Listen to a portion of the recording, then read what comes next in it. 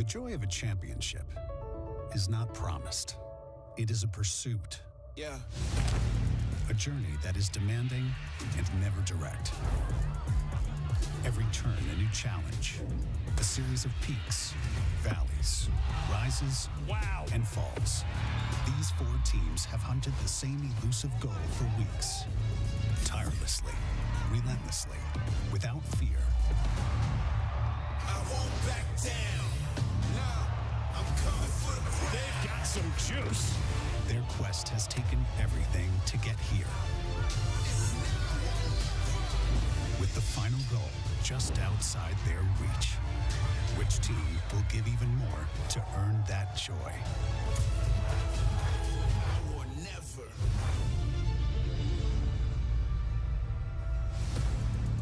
Just 3 miles north of Lincoln Financial Field, on the corner of 7th and Market, Thomas Jefferson penned the words, "The pursuit of happiness." Penn State's pursuit born from pain. 11 losses a season ago. Now, the Nittany Lions are on the game's biggest stage. Duke, after missing the NCAA tournament last year, the 1 seed, and back on a familiar perch here at championship weekend. The first of 2 semis on this semifinal Saturday. Duke and Penn State, followed by Virginia and Notre Dame. The winners play Monday in the national championship. Good afternoon, Anish Shroff, Quint Kesnick. Paul Carcaterra is down on the sideline. There is very little surprise in terms of the makeup of this championship weekend field. 3 Goliaths. Penn State brings the slingshot. I think from the jump this year, the 3 out of the ACC have been dominant. Duke, Virginia, and Notre Dame. In terms of Penn State, they were 3-11 last year. They went to work. They improved their defense. They've got competitive grit. You can't write them off. This Duke team, the number 1 seed, and Kark, they have a generational talent leading the way. Well, Nish, in sports, oftentimes when you're labeled next, you can crack under pressure, but that has not been the case for Duke. Tewaaraton finalist Brennan O'Neill, who, like LeBron James, has exceeded expectations as being labeled the next superstar of their sport. Both stars are bigger, faster, stronger, and more skilled than the rest. Absorbing contact and getting underneath is a staple of both of these ballers. But when you play them as body playmakers, the speed and the quickness takes over. And the first step to get them to pay dirt is evident. They are finishers who can score in multiple ways. O'Neill, though, has doubled his assist totals from a year ago with pinpoint, creative-type passing that would make LeBron James very proud. Brennan O'Neill in the quarterfinals, 6 goals against Michigan. He is the ACC Player of the Year, a finalist for the Tewaaraton Award, the highest individual honor in the sport of lacrosse. Quint, for Penn State, what does the upset formula look like? There's a laundry list of things, whether it's face-offs, goaltending, but I think TJ Malone, their best player, has to stand toe-to-toe with Brennan O'Neill. Malone's calling card, his speed. This is a young man who's blindingly fast, and they put him in good situations using picks. He can attack you from behind the goal or here from the wing. And look at him run circles around the defense. Penn State also puts him to the top of the formation, where in space they set picks, and all of a sudden the defense is at a disadvantage. Separation is gained, so they have to double team. And Malone, unselfish, finds a teammate for a layup. Can Malone and company stay toe-to-toe with Brennan O'Neill? Malone, the Big Ten Offensive Player of the Year, 4 assists in round 1, 4 goals in the quarterfinals. Duke has a matchup advantage almost everywhere in this game, except in goal. You'll see the Nittany Lions play a little bit of zone and man. There's Jack Frassion, their netminder, 57%. He's instinctive, he's light on his feet, he's got psychic vision. He was the Big Ten Specialist of the Year, leading the league in save percentage. Face-offs will be an area to watch. Duke has Jake Naso, the junior, a first-team All-American.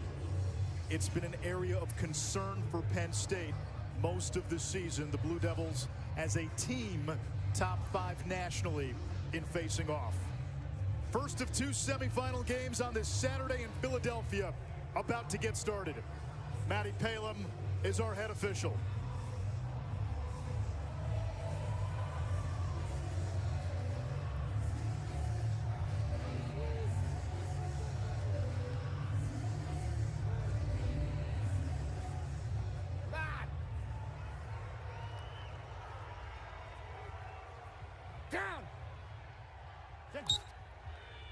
Naso and Chase Mullins, the North Carolina transfer, and Duke wins the opening faceoff.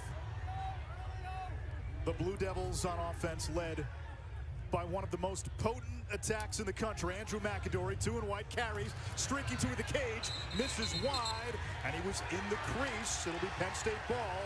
It's McAdory, the aforementioned O'Neal, and Dyson Williams, an ace finisher on the inside for Duke. Penn State now will clear. They'll get their first go on offense. It's a Nittany Lions offense led by TJ Malone, as Quint told you, the Big Ten Offensive Player of the Year. Jack Traynor, 16 in blue, the leading goal scorer for Penn State coming into this tournament.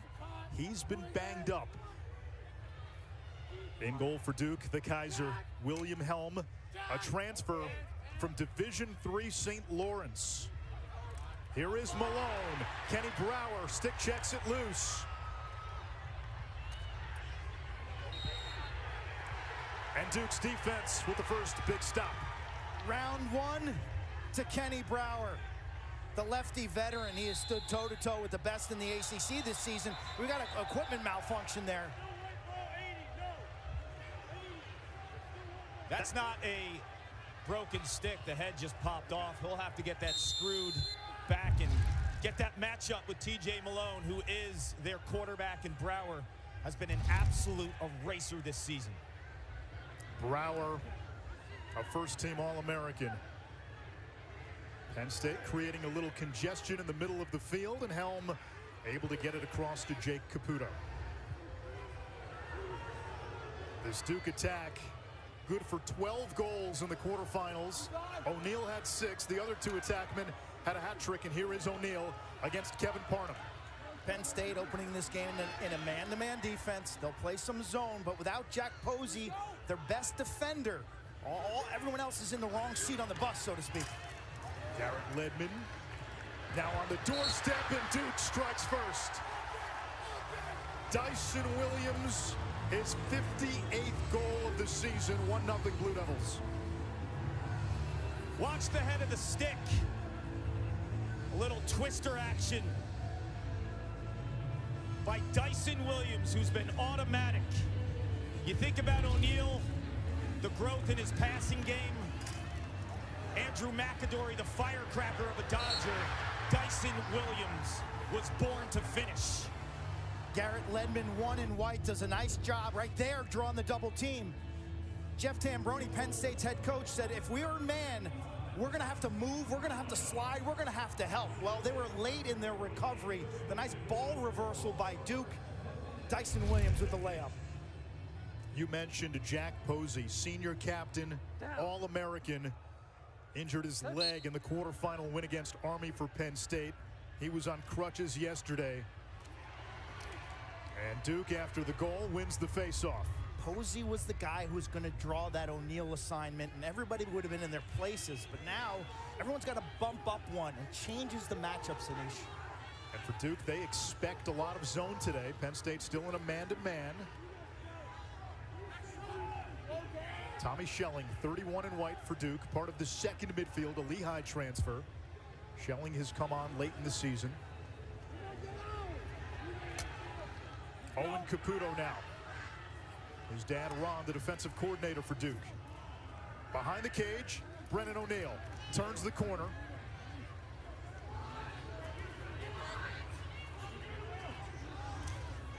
Caputo dodging against Kyle Aldridge. Gives it up, shot from the wing. It's knocked down and saved by Frassian. He makes a ton of saves with his legs and body. Jack Frassian, the sophomore from Bullis.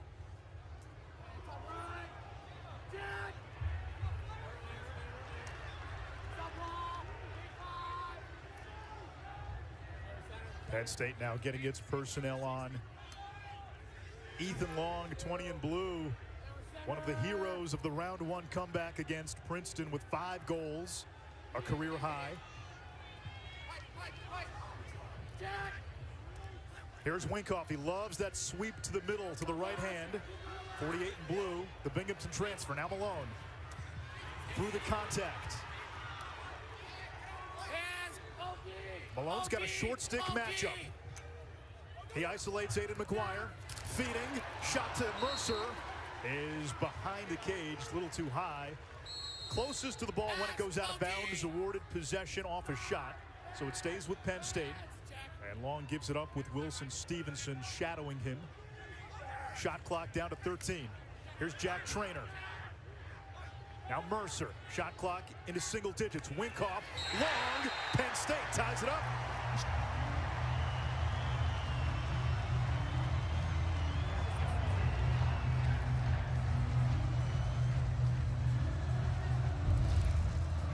You feel this arena's packed with Nittany Lions fans. This ball hits the post, and then the goalie, Fracion. We see it from the great angle there. So Penn State catches a break.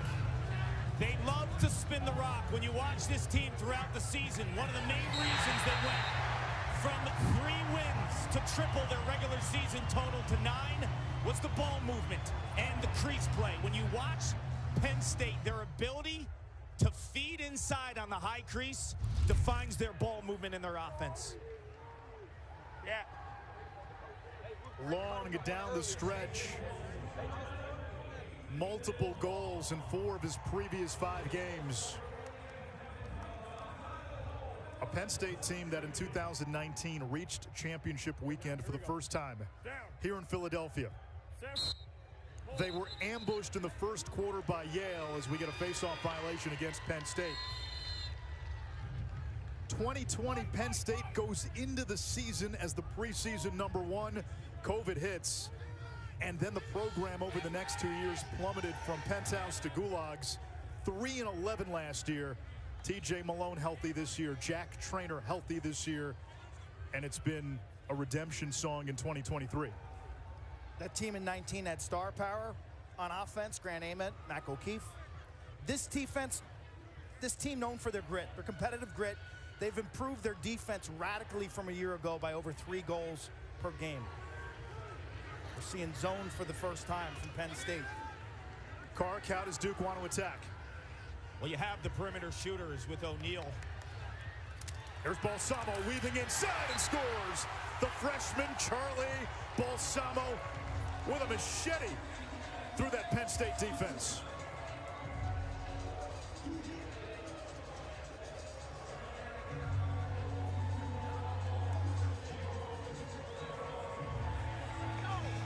You want to talk about grit? Charles Balsamo brings grit every single time he steps on the field. 5'9", a top recruit at the attack position because they were a little light offensively from the midfield. They bump him up. But when you watch his goal production this season, it's the ability to get to the middle of the field, soak contact, and finish the rock. When you talk about zone offense, Matt Danowski, offensive coordinator at Duke, said, we need to press the seams. That is, draw 2 men. Balsamo does that.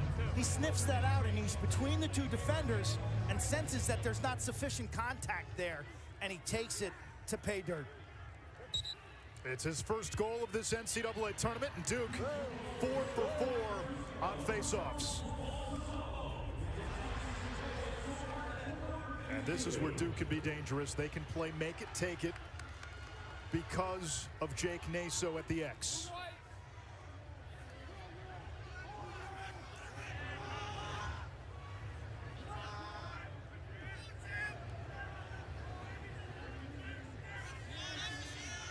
Owen Caputo. Now it's McAdory. Last year he set the Duke freshman record for midfield scoring. Moved to attack this year. Former #1 overall recruit. A turnover. Here's Aldridge. Penn State's got 2-way middies. Aldridge is one of them. Feeds the wing. Now back to X. And Duke able to get back defensively. Now Penn State using the sub game. Winkoff.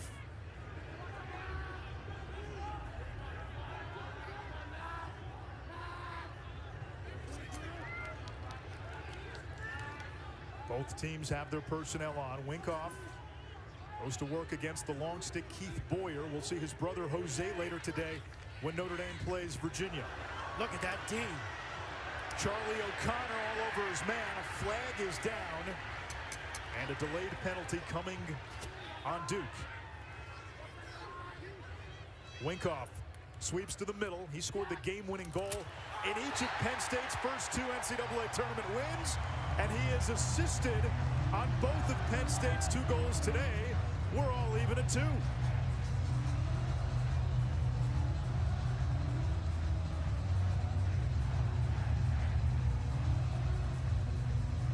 Concern for head coach John Danowski. Physical defense on the perimeter by O'Connor. He just steps over the line a little bit. Duke loves to press out early in games. And now with the flag down, Penn State takes a chance, Clark. They do, Quentin. When you turn on the tape, Winkoff, the last 2 NCAA tournament games, he's been a dodger, a scorer from up top, sweeping with an absolute cannon of a shot. So Duke is concerned about his ability to stretch. How does he counter? With the pass. Winkoff to TJ Malone. Kevin Winkoff, a 70-goal scorer in his career at Binghamton. Jeff Tambroni had resisted the transfer portal the last few years when other teams were diving in. He changed his MO this offseason. Yeah, like when Maryland and Rutgers are stomping on you with a lineup of transfers, dial up the portal. First face-off win for Penn State. If you're watching this game, you get a sense of what the identity of this Penn State team is. It's their grit. It's their competitiveness. They take care of the vanilla, the basic plays, and they're willing to play the full 60. Nittany Lions drawing even at 2 apiece. They've got the extra man advantage. 8:15 to go. Quarter number 1, semifinal number 1.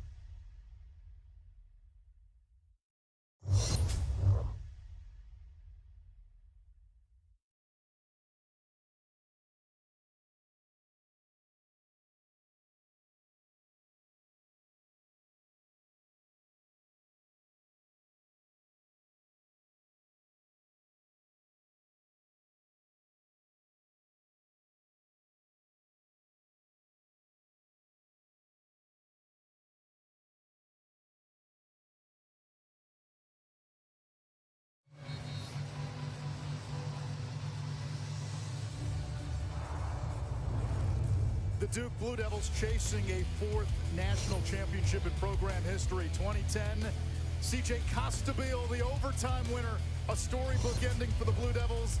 2013, it was Brendan Fowler winning every face-off after a slow start. Duke rallied to Amtrak Syracuse, and then 2014, Jordan Wolf, the closer in the win against Notre Dame, 11-9. John Danowski, the winningest coach in the history of Division I lacrosse, 12 NCAA semifinals since he took over at Duke. The Blue Devils have been a fixture on this stage. More than 40 years and 400 wins. He started as an educator at the high school level, a teacher and a coach. And you feel that when you spend time with this Duke team. He is a true teacher, using lacrosse as his classroom. Man-up opportunity. Helm comes up with his first save. It'll stay with Penn State and TJ Malone. Heavy dose of Malone here, Anish. I was in the Penn State offensive huddle, and Jack Trainor's on the sideline already. We know he has an upper body injury. He started the game. He's on the sideline. He's the team's leading scorer, but Malone is the quarterback, the facilitator, and the decision maker. Skip pass to the wing. Big time velocity from the perimeter. Big time. Mercer. One of the things Malone told us yesterday, he likes initiating from up top, especially that high wing. That was 106 miles per hour. I hope he took the over, Kark. I said it was 104 last night. Time and room changes everything when you plant your feet, Quint. On the doorstep in Penn State with its first lead of this semifinal.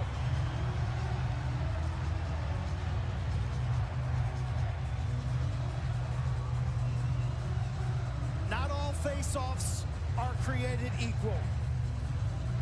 And Penn State's struggling in that department. But guess what? You got the man-up face-off. Hudson Bond from Orlando comes in for that draw. They muck it up. They have the extra man on the wing, and they call timeout. I'll tell you what, the shot prior to this goal by Luke Mercer that was humming at 106 miles an hour made the Duke man-down defense think that you have to protect the perimeter. What's open? The inside in the slam dunk. Jeb Brentfleck, who started on attack last year when Penn State had a litany of injuries on offense, and the assist again, Quint, by Winkoff, who now has 3. Brentfleck, a legacy. His mom, 3 aunts, and 2 uncles all went to Penn State. Duke in round 1 survived Delaware, and then in the quarterfinals vaporized Michigan. Penn State needed a comeback to beat Princeton in round 1, down 7-1 in that game. Knocked off Army, outlasting the Black Knights in Annapolis last week. I think this is the start, if you're Jeff Tambroni or a Nittany Lion fan, that you were hoping for. Your team's ready to play, standing toe-to-toe with the Blue Devils. There's Ledman, a PLL draft pick. Left hand misses the mark. You know what I like about this defense, gentlemen, by Penn State? A mixture of man and zone every possession. O'Neal with a lefty. Goliath online. Without Jack Posey, Paul, they're going to have to mix and match defenses, play some man. They're going to have to support this O'Neal matchup. You see Coach Tambroni, we spoke about it yesterday. They just don't have a cover man for O'Neal. Look at him. The combination of power and speed, he creates separation, and he's got a hammer, lefty, 3/4 arm with the bouncer. He can be unstoppable. When you give him that kind of room, the momentum, the head of steam, he becomes unguardable. That's why Chris Fake from Notre Dame has had some success. He was the aggressor. He initiated the contact. Last week against Michigan, they gave him that 5-6 yard cushion when he was dodging. Good night, 6 goals. So from everything we've seen, Kark, the hurdles for Penn State in this game are face-offs and covering O'Neal. Mullins getting help from the wing, and Mark Sickler, 32 in blue. Sickler playing as a 2-way midi this year, an offensive midi the last 2 years. This is a Duke team loaded with All-Americans, 4 of their top 6 on offense. 3 of their long poles received All-America honors. Most improved in the defensive midfield unit. A young group. Trainer lost it. The takeaway by Wilson Stevenson. In 2019, he suffered a devastating leg injury in the quarterfinals. And when Duke was playing on this field for championship weekend in 2019, he was FaceTiming his teammates from a hospital. O'Neal with a lefty laser in the backup to Duke and Dyson Williams.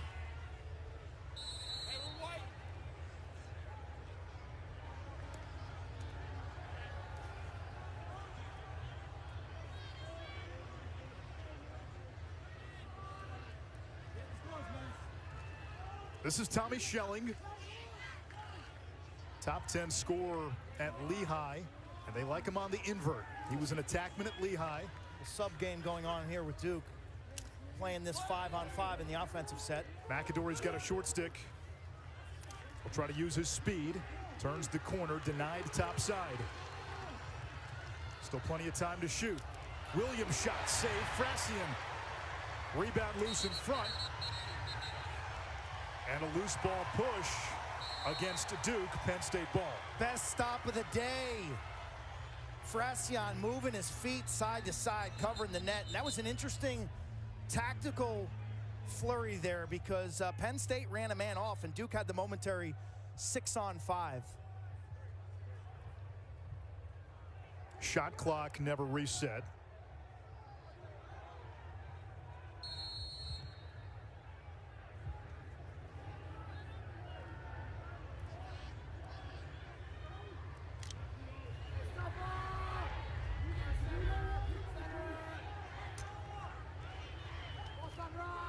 Winkoff has assisted on all 3 Penn State goals.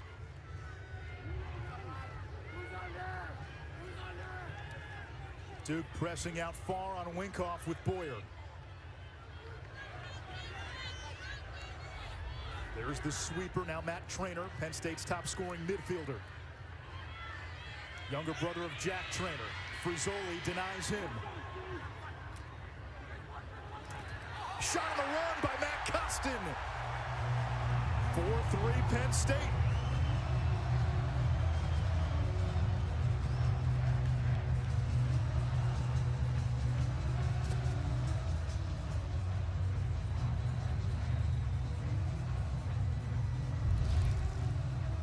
Frassian's a flatliner. Off the left knee, rebound control for the Nittany Lions. At the other end, Kark, what do you see? I see a right-handed player in Matt Costin being told, I dare you to go left. And what he does, he shows you some versatility. Spent his first year at Utah for Coach Brian Holman, and the Utes transferred back to his home state. He crushes one. Right into your living room, huh? How about that angle? That is super cool. And you see how these goalies are tested from 10 yards and in, how fast that ball's on top of them. The one thing Penn State has this weekend, Philadelphia, the home to a very large Penn State alumni base. They might be the underdog, but they're the home team as well. Tyler Carpenter to McAdory. Can Duke turn chaos into opportunity? O'Neal, left hand free, does it again. More than 3/4 of his goals are unassisted. Kark, sometimes it's as simple as give the ball to 34 and tell him go.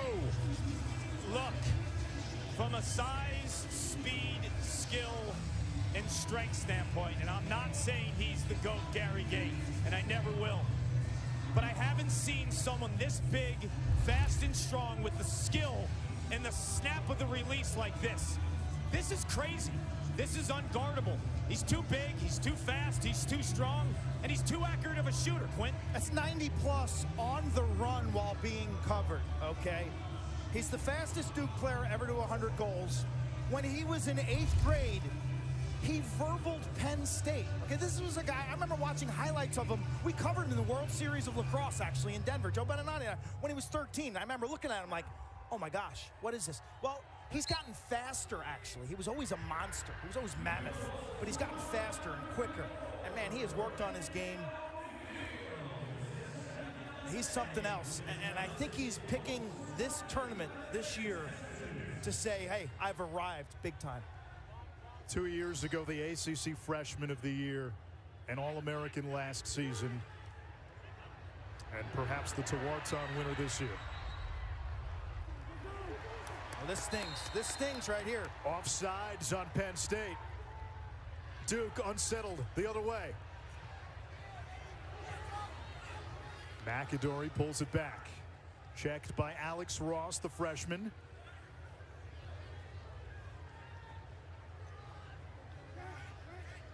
Tonight, Game 5 of the Western Conference Final for you. 8 Eastern on ABC and ESPN+. Stars and the Golden Knights of Las Vegas.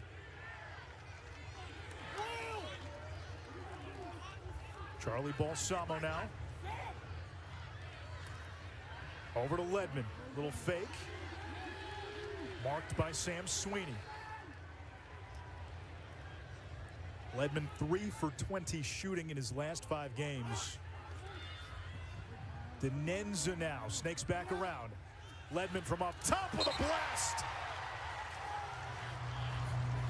5-4 Duke. Announcer Jinx. Ledman is a streaky shooter. Started the season in a little bit of a slump, and then, man, weeks 3, 4, 5, he took off. He was one of the best players that I saw on tape.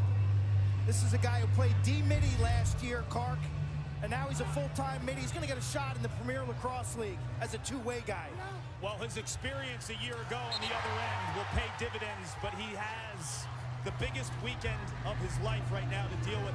I'll tell you what, if Penn State decides to go zone, Ledman can stretch from the far right. O'Neal to the left could be problems. Perfection of that shot. I mean, that's within a ball or two of that offside low post. We'll see him next week for the Whip Snakes, 3rd round pick in the PLL draft. Another face-off won by Duke. Just off the mark. That's Jack Gray, the defensive midfield. Gray, McGuire, O'Connor, Jake Caputo has been a huge strength for Duke this season.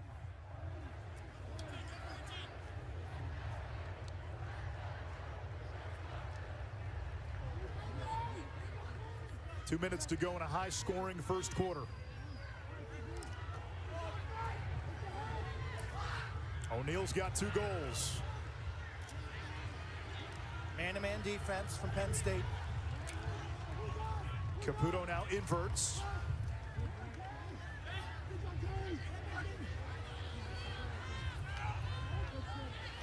Schelling pumps the brakes. Now attacks down the alley. Spins it back to X and O'Neal. Kevin Parnham against O'Neal.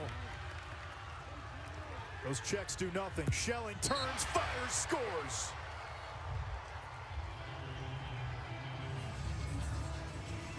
He's not a one-trick pony. I'll tell you that much. Everyone's probably watching saying you have to stop O'Neal as a goal scorer. But this season, his passing has been incredible. Over 40 assists. And he knows the slide is coming so quickly, Quinn. Schelling's been a major upgrade, especially late in the season. He flashes underneath. His man takes the wrong way around the crease. And Schelling catches this and finishes. The former attackman at Lehigh. He's looked really good in the last 3 weeks. Kark, it's been an adjustment for Schelling. He was a primary ball carrier at Lehigh. The ex-attackman, you're playing second midfield for Duke.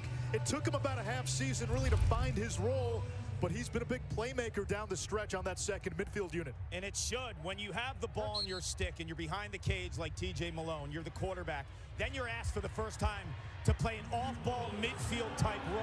The things change. O'Neal, Dyson Williams, Francian with his biggest save of the game. 51, rarely misses from that close. Tell you, a lot going on in that faceoff. Penn State wins the initial draw, turns it over. Duke goes for the jugular right away in transition, but Francian, I talked about his instincts. He habitually makes these incredible saves. There's no wasted movement. He trusts his intuition. Watch his top hand. Drives it across. Moves his feet. He's got great balance. Reminds me of kind of a bullfighter, a matador, the way he moves between the pipes. Jake Morin up top, Winkoff behind the back pass. Sloppy on the ground. Boyer trying to vacuum it. It hits the ref. And it comes back to Penn State. Morin. Now Malone. Winkoff from long distance. Easy save for Helm. Final 15 seconds here in quarter number 1. Little ride by Penn State to slow Duke up. Blue Devils have to get it across midfield before the first 20 seconds elapse on the shot clock. That is irrelevant with the time, and quarter number 1 comes to an end. We saw 4 ties. We saw 2 lead changes. We saw 10 goals in the first quarter of the first semifinal game. Duke, the number 1 seed, leading Penn State by 2.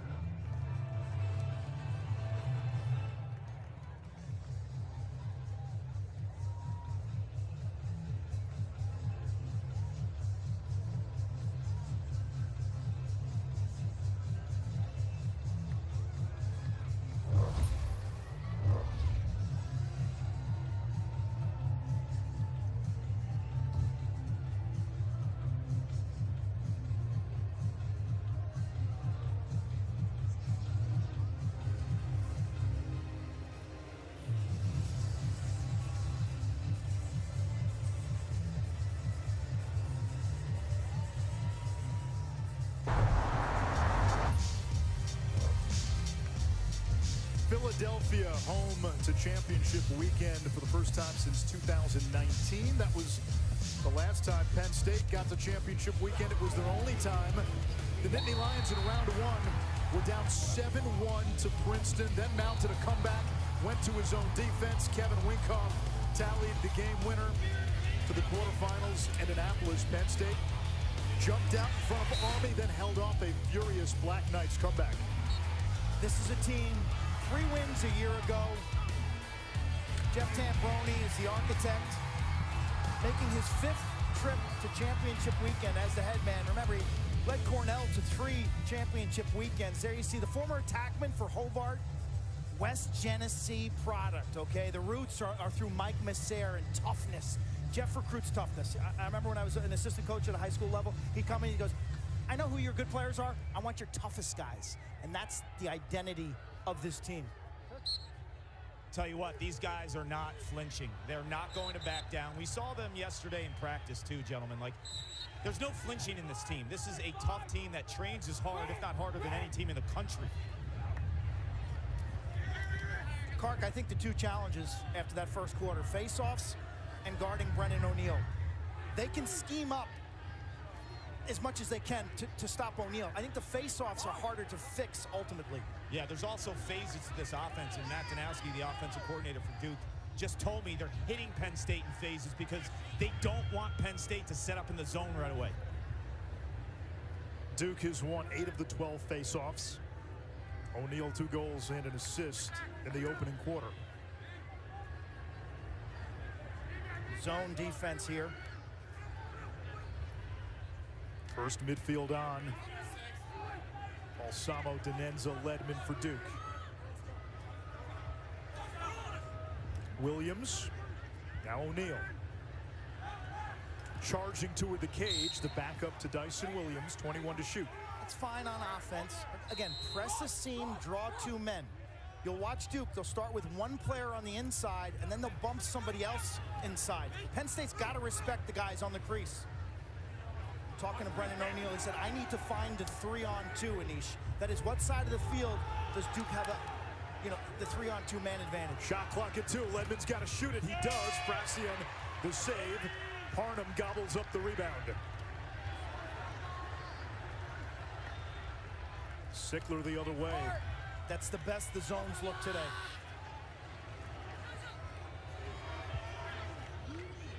Our second semifinal, Notre Dame and Virginia. The ACC has been a flat circle this year. Duke has owned Virginia. Virginia has owned Notre Dame. And Notre Dame got the better of Duke in their lone matchup.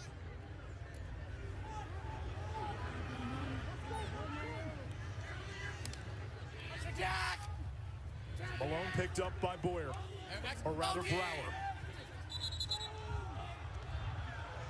Illegal pick, Duke ball. Margin of error for the Nittany Lions in this game is slim.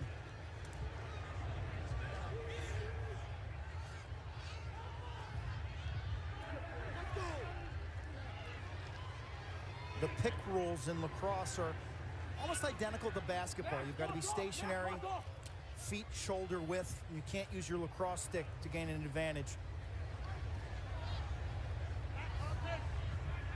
44.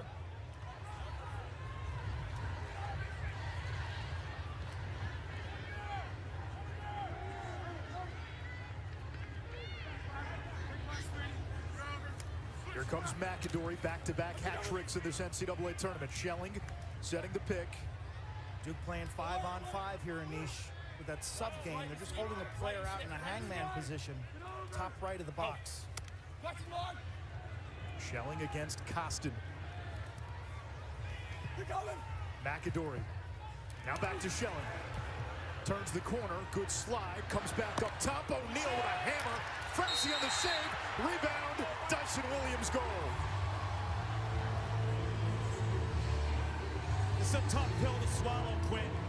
Frassian knows some tendencies from O'Neill, who likes to shoot to the opposite pipe. Frassian makes an incredible first stop, but that's the last guy you want picking up the change. A lot going on in this. It's a 5-on-5 situation. You see only 5 defenders for Penn State, meaning more space for Duke. Hammer time for O'Neal, man. Frassian takes that where you never want to take it. Watch this, boom, right in the chest. But Dyson, the Canadian indoor player, gets that inside position.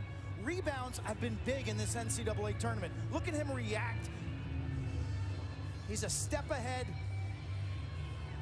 and gets there first. Something to watch this weekend, Kark, too. How this turf plays. Yesterday, a lot of the guys were talking how there was very little bounce off the surface. Bounce shots might be a no-go. They won't be a go at all. You saw O'Neal there. Sometimes he actually bounces to that opposite pipe. Just a lower type shot. But when you defend Dyson Williams on the crease, you have to defend him off of rebounds, almost like you're shutting him on the crease like he's the biggest concern in the world, because he picks up every single one of those and makes it count. The key word is custody. You've got to own custody of 51 inside. You mentioned the field, Anisha, Bermuda surface. It's really fast to run on and compact, but for whatever reason, we were bouncing a ball yesterday. The ball just dies, so you're not going to see high bouncers above the goalie's waist.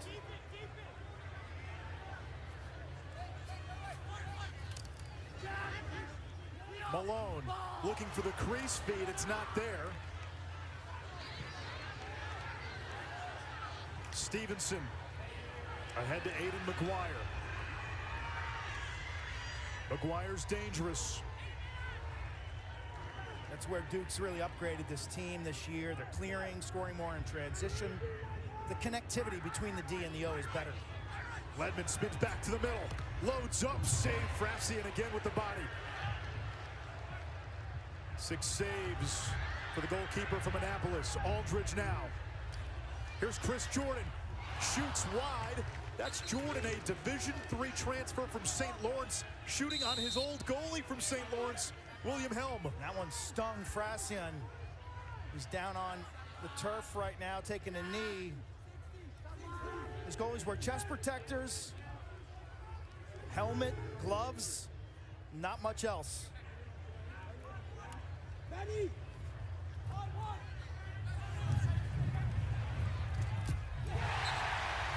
Shot and a score from Penn State. Jack Traynor, a little bruised and banged up, gets on the board for Penn State. When I was a young goalie, I got padded up big time. Shin guards, arm guards. But as you advance up, the shooters get better. You rarely get pegged in the shoulders, the arms, and the legs because guys are hitting corners. Well, Jack Frassian pays the price there, man. He takes that one to the body. He'll take that every single time, Quinn. When on the other end, the emotional leader has been banged up all playoffs long. Jack Traynor, when he caught that ball, I said this was the test. Can he shoot with that upper body injury? Well, there's your answer. Traynor the last 2 years, his Penn State career checkered by injuries. Last year he had a hamstring. He was dealing with immense pain in his shins. He found out he had compartment syndrome. It's a painful condition where there's too much pressure within the muscles. They actually had to cut his legs open to alleviate the pressure. He's come back this year, and he's been one of the top goal scorers in the Big Ten.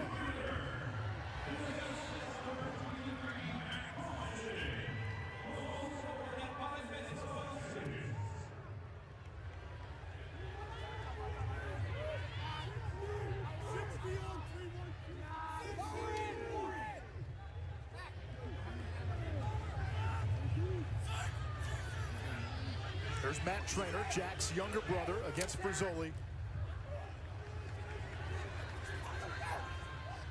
Morin slides to the wing, shot and a score. That's Matt Traynor getting on the board, and Penn State within one. We are the home team, the local boy. His brother scores goal number 5. He answers with 6. And look at the placement on this shot on a righty goalie. Time room and just hooks that pipe. Starts with belief, fortified by execution. I love how aggressive Penn State's now playing in half-field sets. When Duke presses out, so what? They've got their shoulders facing towards the goal in attack mode. They're not running away from Blue Devil defenders. 2 goals in 43 seconds. Q, Penn State at full strength was a massive underdog in this game. Jack Traynor not close to 100%. The best defender, Jack Posey, out. They're still toe-to-toe with Duke. Still a lot of time left, but they have yet to back down. Competitive grit is what they do. It's what Jeff Tambroni has always delivered as a coach, leading Cornell to 3 championship weekends. This group's not going to jump off the page at you in terms of the recruiting rankings, but he develops players. They play team ball. They make the simple plays, and they're willing to stand toe-to-toe and fight you for 60 minutes.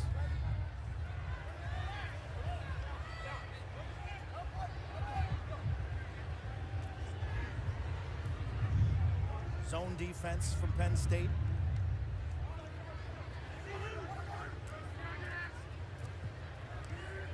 Duke puts 2 men on the inside now. Duke so far navigating the perimeter. Denenza, tough angle shot. You see how that ball just died. We get a loose ball push against Penn State. So Duke ball, and the shot clock resets to 60. So Duke goes with 2 interior players. Penn State's got to respect that, okay? You can't cover 2 guys inside with 1, so you have to match up, meaning then it becomes a 4-man perimeter for Penn State, which makes your real estate you've got to cover, the area you've got to cover in your zone bigger. They're bigger spacings between defensive players.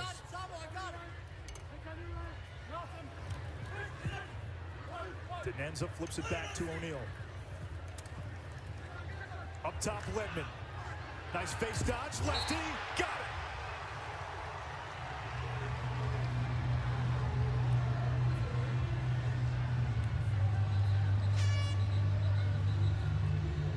I thought he was shooting this ball with his right hand. Ledman rarely does this slick underneath move to go to his weak spot. Changes positions, becomes a lethal goal scorer with his right hand. Well, it's championship weekend. Unload the toolbox, Ledman.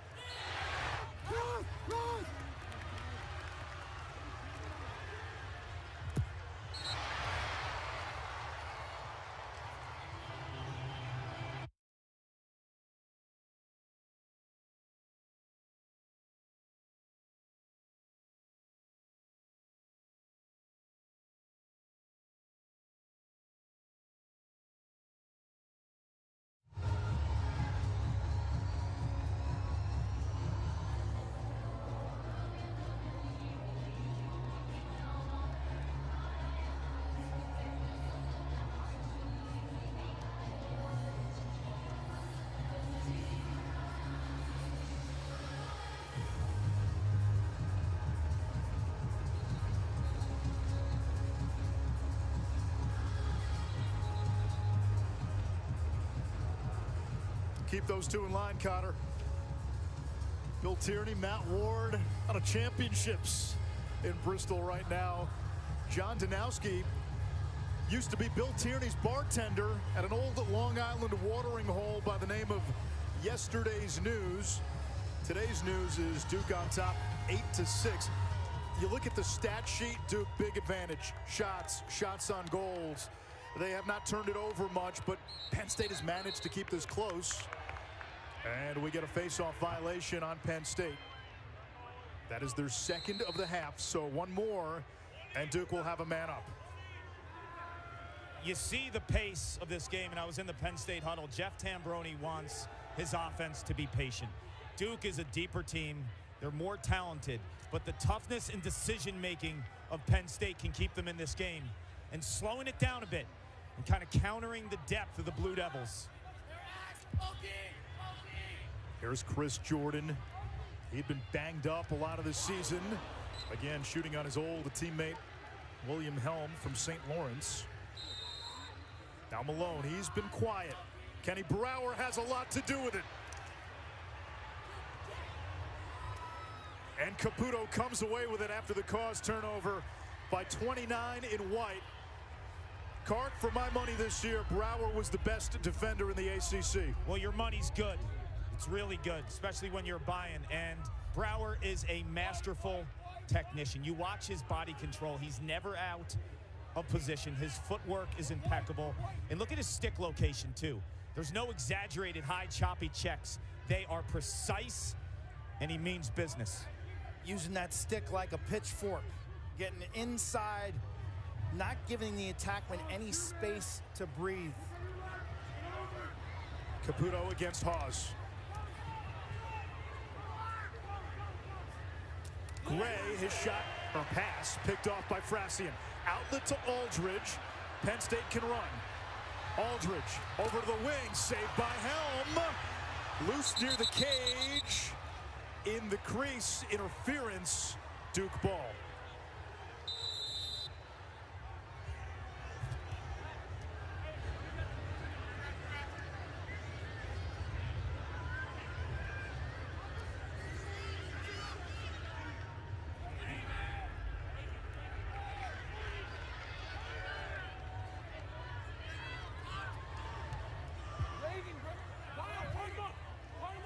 Zone D.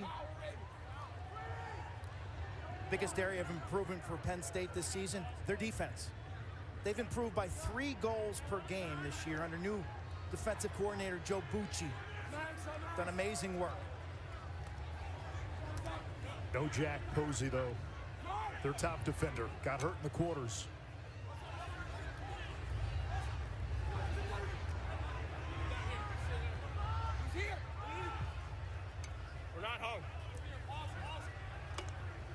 McAdory playing cat and mouse with Sweeney. McAdory denied top side. O'Neal's got the short stick. Fires and scores. A hat trick for Brennan O'Neal. 10th hat trick of the season.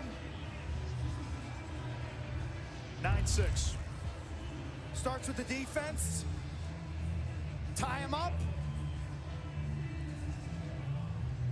You get help off the carpet. And then the Kaiser, William Helm, grad student, stays wide, sees it all the way. Nice rebound control by his mates. And stops mean more touches for Superman. Brennan O'Neal has been unguardable this NCAA tournament. And when you finally get him to the body, he hits you with that jump shot. So if 6'3", 225 isn't enough, then he wins the leverage game when he leaves his feet. Clark, you can see the level change. He's releasing that ball from, say, 8, 9, 10 feet. Frassian's got his eyes up and his body comes up, and then boom, he yanks it down, and you see it buckles the goaltender. How do you play that, Q? I mean, that says it all. Most of the time when guys take jump shots, they do change levels. You rarely see a jump shot high-to-high shot. Penn State unsettled. Malone, doorstep, dunk.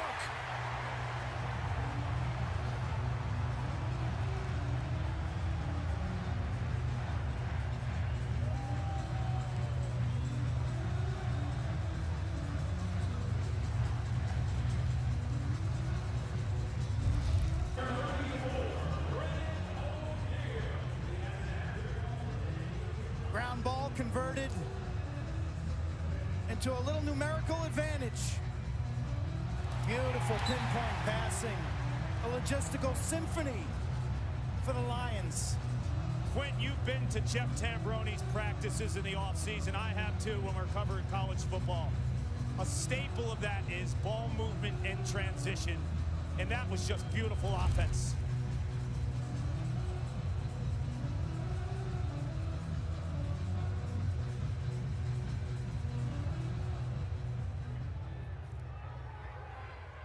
Down.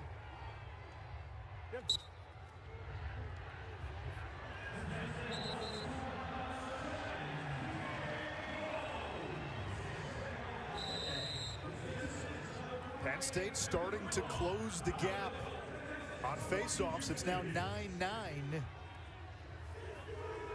2 faceoff violations for Penn State, 1 for Duke.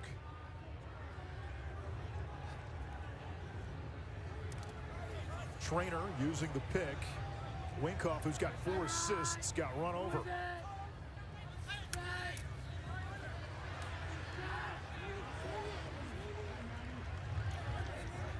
Matt Costin now.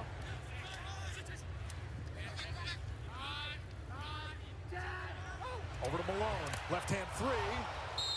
That got a piece of helm, so it resets the shot clock. Shot clock resets to 60 if the offensive team gains possession after a shot on goal. Trainer looking for Winkoff. It's off his stick. Turnover for Penn State. It's a tough one to swallow. They have twice as many turnovers as Duke in this game, and when you're playing a team with the talent level of Duke and the depth in certain spots in the middle of the field, it's not what you want. Duke's D's been good in the NCAA tournament after a slow first half against Delaware.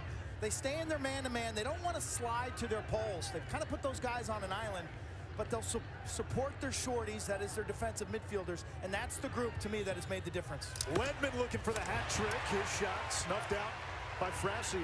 Low to low won't go, Anish. Low to low won't go. Talked about O'Neal's level change. That was the opposite. It was a low release to a low location. McVicker's pass, batted down. Malone recovers. That stick checked away. Wilson Stevenson making the play for Duke. You mentioned Duke leaves its poles on an island. Well, they have 3 All-Americans. Wilson Stevenson, to me, is one of the great stories of this season, where he started his career, highly hyped, coming out of Connecticut. Love the way he played. A catastrophic injury that you referenced earlier, Anish. The time and effort he has had to put in, and we spent time with him yesterday. You look at his leg, it's like he got in a car accident, quite honestly. The time and effort he has put in to get himself back on the field to an All-American caliber player. 8 surgeries. They almost feared amputation at one point. And he's not just an off-ball defender. A lot of people think he's an inside guy. He leads the team and calls turnovers. He's a cover guy as well.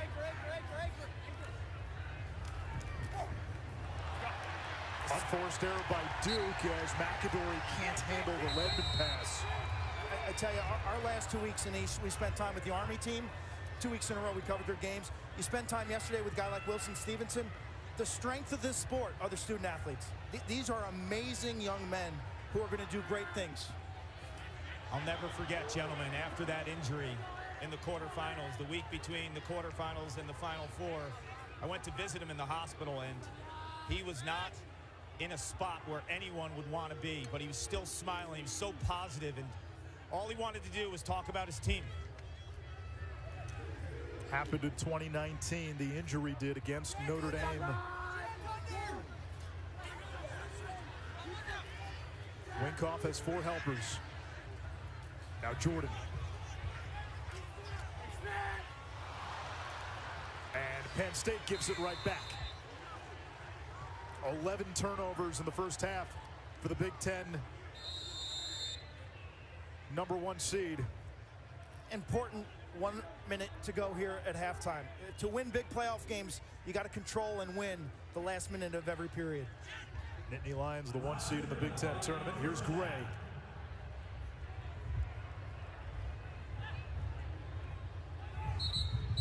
And a timeout by the ACC Coach of the Year in 2023, John Danowski.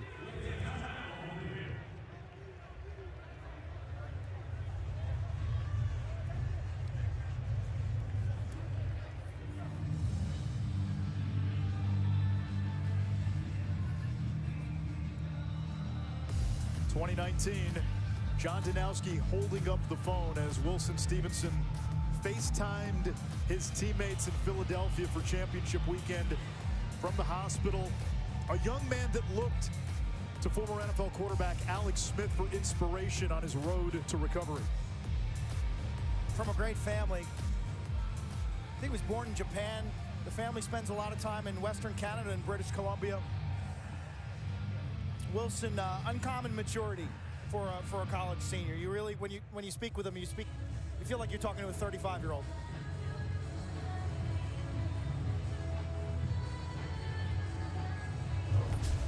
This Duke defense today, they have caused 5 turnovers. Brower, that time against the Big Ten Offensive Player of the Year, T.J. Malone. A pair of lefties. You know, Brower's giving Malone some issues. He's getting to his body.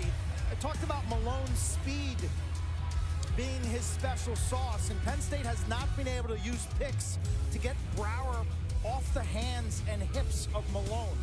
They need to, what we've seen in the past 2 weeks is getting Malone in space, using picks, and then Malone can use his speed. Brower's just, he's in his face. And T.J. Malone told us yesterday that part of what he wanted to do in the matchup was take Brower out to the perimeter. He said, if I go back behind the cage, I'm playing to the strength of 29 and white. Later today, Virginia and Duke. The Cavaliers have won 2 of the last 3 NCAA tournaments. They can potentially cement a dynasty this weekend. Notre Dame chasing that elusive first national championship. The Irish lost 2 games all season. Clark, both of them were against Virginia. You have 2 players in the inside in 31, Tommy Schelling, 2, Andrew McAdory starting on the crease. Both will roll off and end up behind in more of an open set here. Expecting man or zone. It looks like man right now. Man-to-man defense from Penn State, we'll see.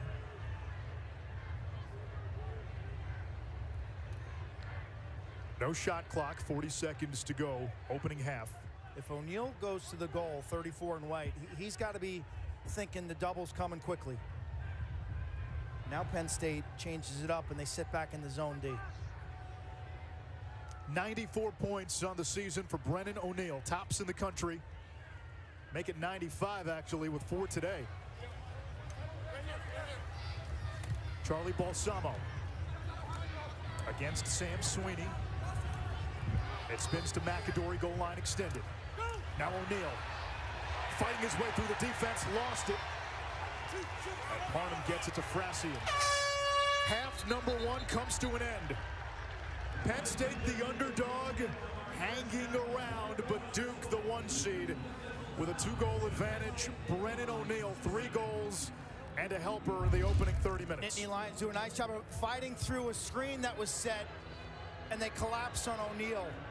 Really good defensive strategy, spacing, and execution from Penn State. Clark. Coach, when a team shows zone and then shows man, how do you dictate tempo? You got to play, you still have to stay true to your fundamental tenets, and you can still, the zone is nothing more than it's an adjacent sliding man-to-man defense. So you still have to dodge, draw 2, move the ball, and you have to have good spacing behind those guys. When you have a superstar like Brennan O'Neal who has 3 goals in the first half, what are the rules when he has the ball? It's just like everyone else. We want to be fundamentally sound. If he has the ball, we want to clear through for him. We want to show up for Jason, be outlets for him. But the rules are the same as they would be for anyone else. Thanks, Coach. 9-7, your halftime score in Philadelphia. Semifinal number 1 from Philadelphia to Bristol. Chris Connor, Bill Tierney, Matt Ward in the studio. There was a lot of hardware on that set in Connecticut.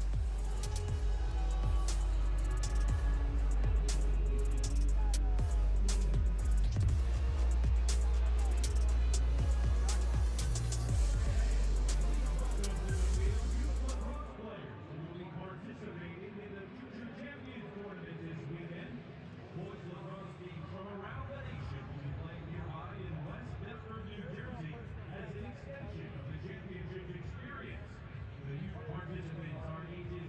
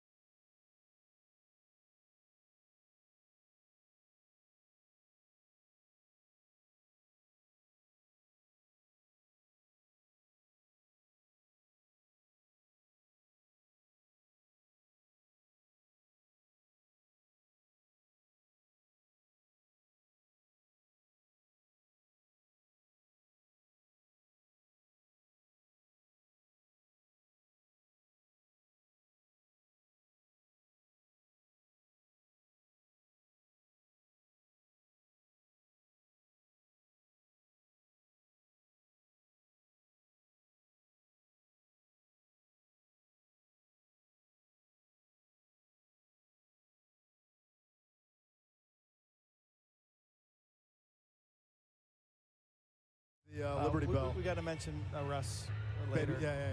And his great work. Maybe say that for Monday.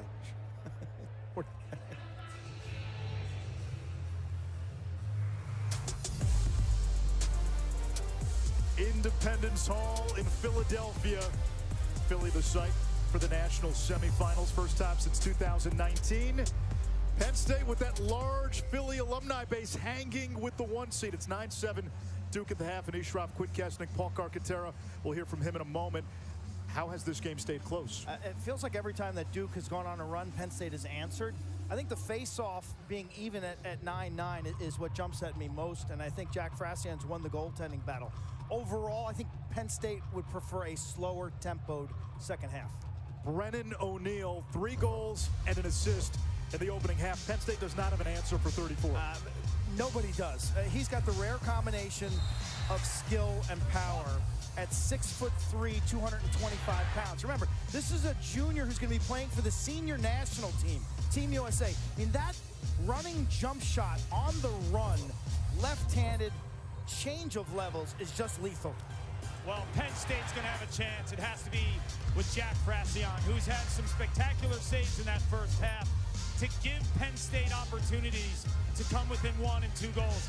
But Winkoff from the midfield, I think, has been critical as well. Not as a scorer like we've seen him in prior weeks in the NCAA tournament, but as a passer. And I just spoke to Jeff Tambroni. He feels like the opportunities for his team right now are from the midfield. He said that TJ Malone's being guarded really well by Kenny Brower, so they have to initiate from the midfield with guys like Winkoff, and he feels like there's maybe an advantage attacking them from up top. I also asked him, in regards to defending Brennan O'Neill, would you ever shut him off? He said, that's probably too much of a sacrifice for our base defense, and we'd hurt in other spots if we did that. So nothing's out of the question, he said, but it's doubtful that they would play 5-on-5 and shut O'Neill. Yeah, and then that's what I talked to Coach about yesterday. You lose your best defender, Jack Posey.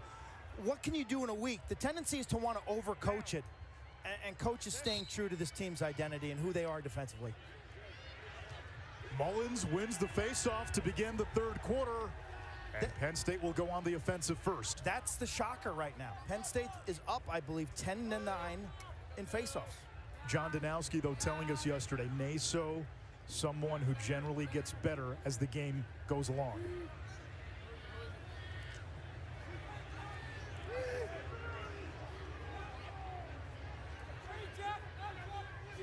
Moore and Matt Trainer and Costin the midfield for Penn State. Nittany Lions cough it up. Here's Tyler Carpenter in transition.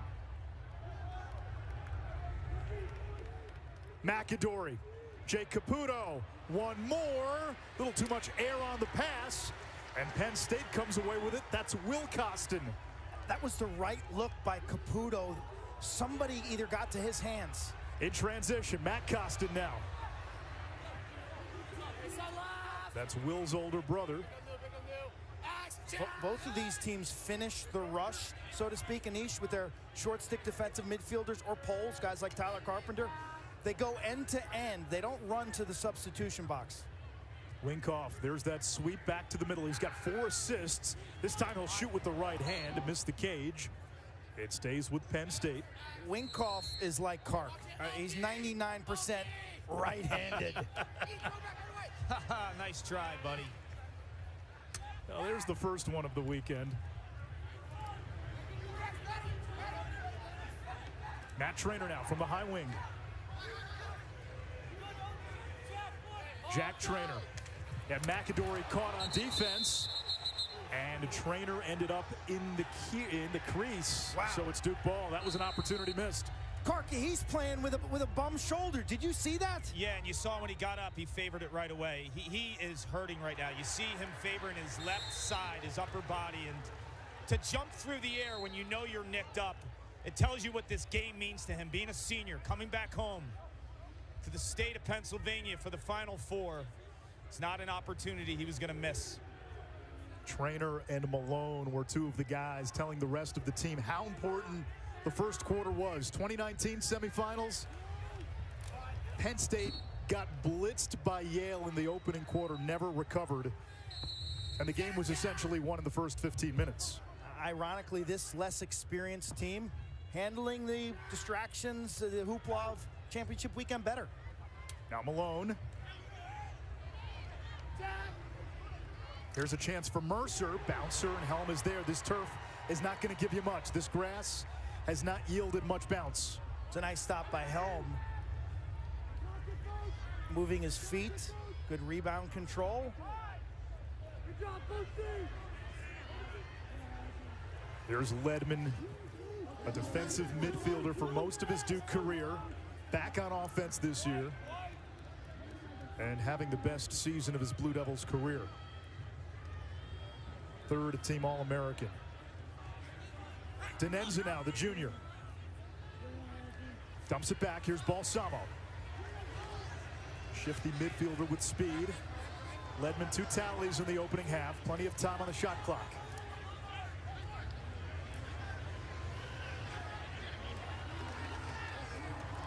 Penn State in man-to-man defense. Balsamo against Hawes. Shoots on the run. And the goal is good.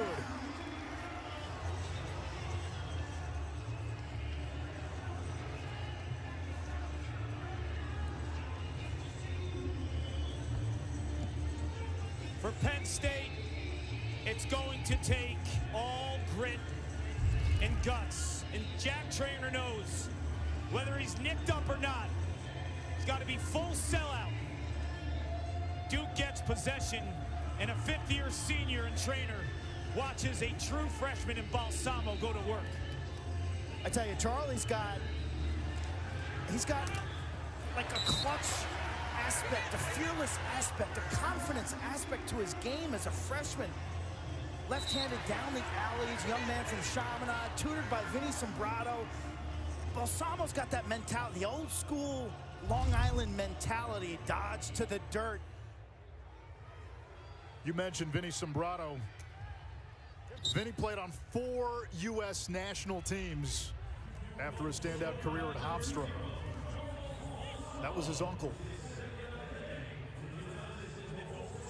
Scored that game-winning goal in the Dome in an overtime game against Syracuse. When he realizes that no slide is coming, he gets to the inside. Kevin Parnham trying to stay with Brennan O'Neill.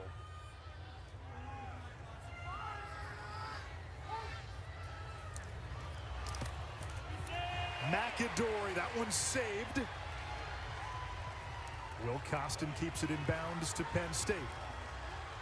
He's the quickest guy on the field, too, in white. I mean, he is shot out of a cannon when he changes direction. Clark, these have been the pivot points in the game. Duke gets up 2-3, and right when you think maybe the Blue Devils are on the verge of putting it away, Penn State's had an answer every time.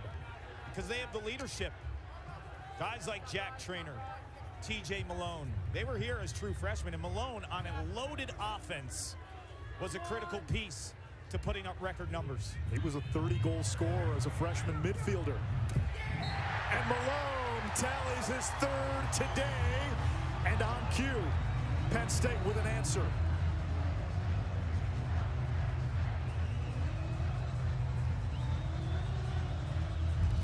No wasted movement. Watch the efficiency. Little bit of a flop. Takes that one off the left shoe. And on the other side, TJ Malone, experience with the bright lights, the big stage, sets his feet here, and look at the release. As the slide comes, he still gets it off, and that's a tough thing as a shooter, Quint, because you're worried about getting your stick check because the slide was right in his face. But it's the way, the trajectory of that shot and the release, that it wasn't too far away from his body, allowed him to stick it. Malone yesterday described his Penn State career as a sandwich with great bread and expired meat. He said championship weekend as a freshman in 2019, then injuries took a toll. You had the COVID year. He had 2 torn labrums and a sports hernia that required surgery. Initially, that injury was misdiagnosed as a groin pull, so in 2021, he didn't practice. He played in the games. He wasn't himself. Then he saw a hip specialist, and they said, hey, this is more than a groin pull. Missed all of last year. He came back, Big Ten Offensive Player of the Year, and his team at championship weekend. And his career arc kind of parallels Pat Spencer, former star for Loyola. He was a late bloomer out of high school. 5'4" as a 16-year-old. Okay, he was headed to Amherst. And his coach at Haverford begged Jeff Tambroni, said, take a look at him. And Tambo picked him up super late in the process. He was committed to Penn State after his senior year of high school. Chance here for Tommy Schelling, and Duke goes up 3 again.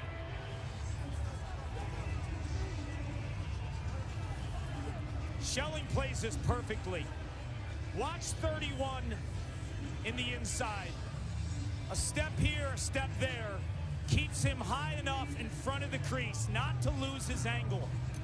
And it's the faith in a ball movement offense, Quinn, that he knows he's going to get it. Watch 31 inside. A step here, a step there to stay high on the crease to keep that angle. No second slide, and you see Penn State's defense. After this ball goes in the net and they get together in their huddle, it's more like an autopsy report. What happened, guys? What happened? And all of a sudden, Duke's getting goals from multiple guys. Schelling's got 2, Balsamo's got 2, Ledman's got 2, O'Neal's got 3. At Kark, you see the value of Jake Naso staying out there on offense, getting the assist. A lot like Petey LaSalla, which we'll see in game 2 for Virginia. They stay on the field, but also create a lot of 5-on-5s. But Naso's a warrior like LaSalla. He's taken all but about 30 face-offs the entire season. In ACC play, took every single one other than 2. Naso, a first-team All-American.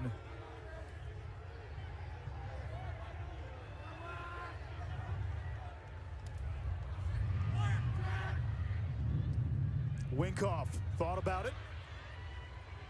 Now has a short stick. A good one in Jack Gray, though. Winkoff down the alley. Plays it back to Malone.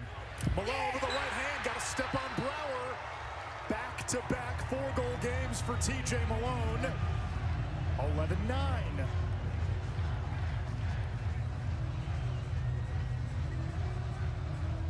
You're talking about a pro-level athlete. Picked up by the PLL Chaos. I think he's going to have a monster pro career because in space, when you get him some greenery, man, he makes people look silly. He was 5'4" at one time, an underrated recruit. 45-minute drive every single day to the Haverford school up the road. Got to school about an hour early, played wall ball every single day. Pays off. The lefty sticks one's righty. Quinn, at the top of the broadcast, you said if Penn State can pull this off, Malone's got to match Brennan O'Neill. He's done that so far. And I love it, Haverford and East. Freshmen and sophomores against the wall. Juniors and seniors, you actually get to shoot on the goal. You got to earn it. Naso wins the face-off. Sweeney jars it loose. Penn State the other way. Quickly ahead to Winkoff. 5 assists today for Winkoff. He had 13 all season entering a championship weekend. Here's the deal, big picture. The longer this game stays close, the more pressure and expectation weighs on Duke, the more lively this crowd, this pro-Penn State crowd will be. Winner of this game to Monday's national championship against either Notre Dame or Virginia. Ethan Long. As Carpenter hung up, now Helm presses out of the cage. Malone scored the last 3 for Penn State. Over to Mercer, low to high. Nittany Lions with a roar. They're within 1.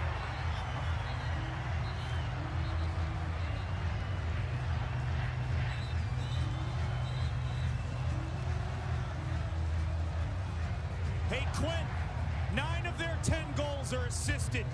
Everyone's eating. Everyone's sharing. Starts with a turnover and scrappy defense. Sweeney makes the check and then the run out. Mercy, mercy me. Penn State trying to etch their legacy this weekend in Philly.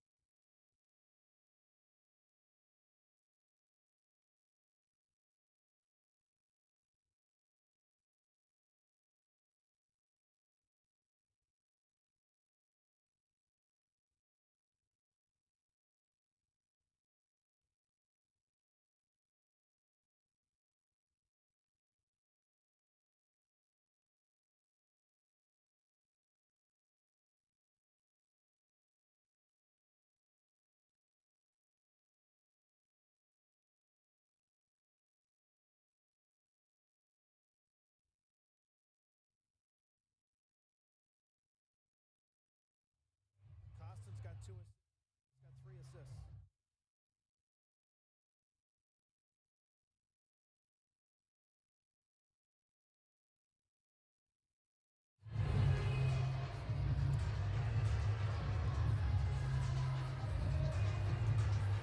All of a sudden, they're getting a lot of shots. And the fastest game on 2 feet is underway. Between the legs!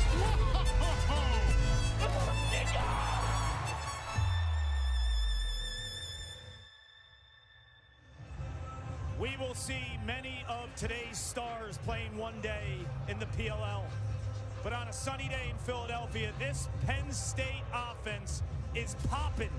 And TJ Malone has been incredible. When I spoke to Jeff Tambroni at half, he said, we need to attack from up top. They hadn't had any success behind against guys like Kenny Brower, so they put Malone, their best playmaker this season, the Big Ten Player of the Year, above the goal.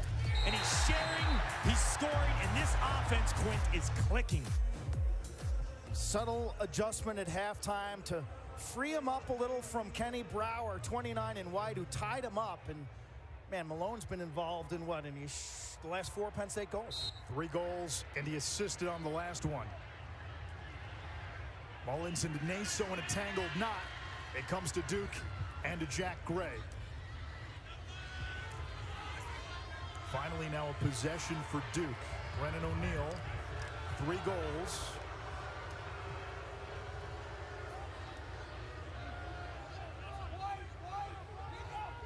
McAdory has the short stick, Sickler. Now the switch, and Ross will pick up Andrew McAdory. All 3 of Duke's attackmen garnered All-America honors. So did Garrett Ledman, who has the ball. Man-to-man defense from Penn State.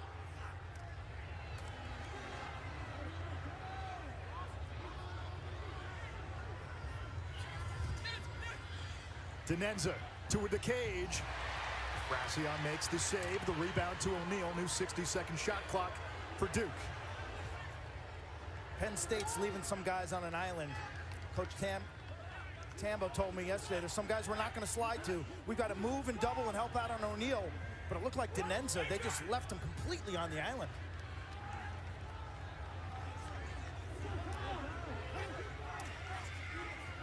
Denenza against Aldridge.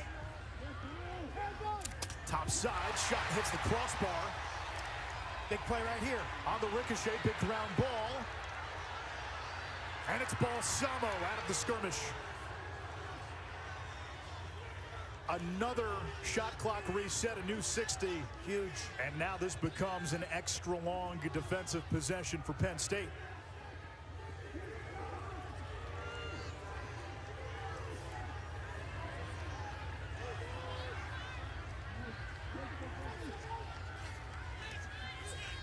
Denenza again on the run, pings the back of the net.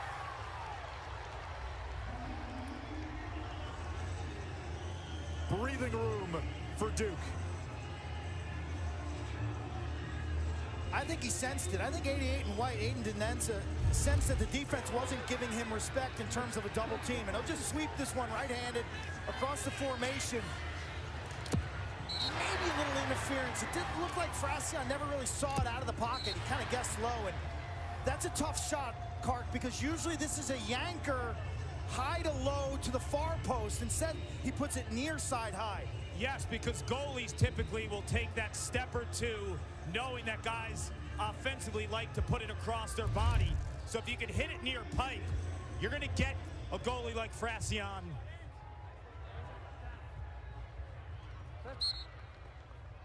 6 different goal scorers for Duke. Naso off the face-off win.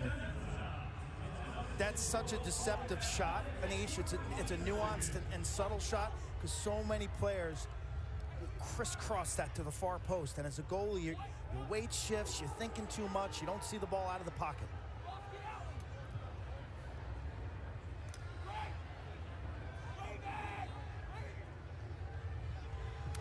Here comes O'Neal. Stick checked loose by Parnham. Out of bounds, turnover, Penn State ball. Kevin Parnham, the sophomore from Pingree. Coached by Mike Webster, former teammate of mine, two-sport athlete at JHU.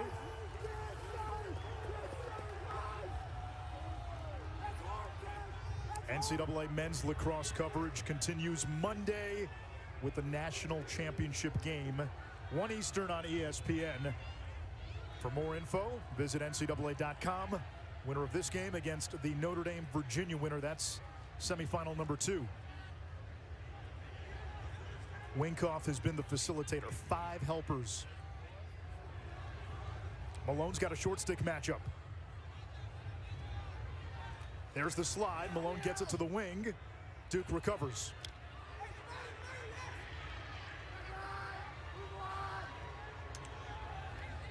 Penn State has scored on its last 3 shots. Make it 4 in a row. Helm Neely should have had that one. On that Trainer goal, Nittany Lions back to within 1.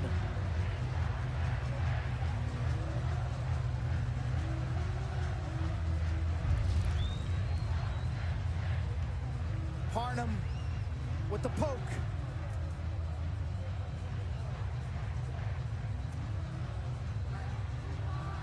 Trainer from the wing. Little throwback. Able to reset his feet, Paul. The way that righty shooter, he could have shot that lefty, but he keeps it in his strength. But the resetting of the feet and the hips gives him just enough velocity to squeak this one past the goaltender.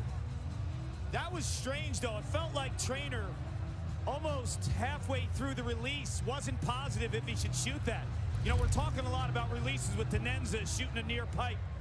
A lot of times as a shooter, the full follow-through gets the stick across your body. In those last 2 shots, you didn't see that. Naso wins the faceoff for Duke. Accelerates downhill. Naso all the way!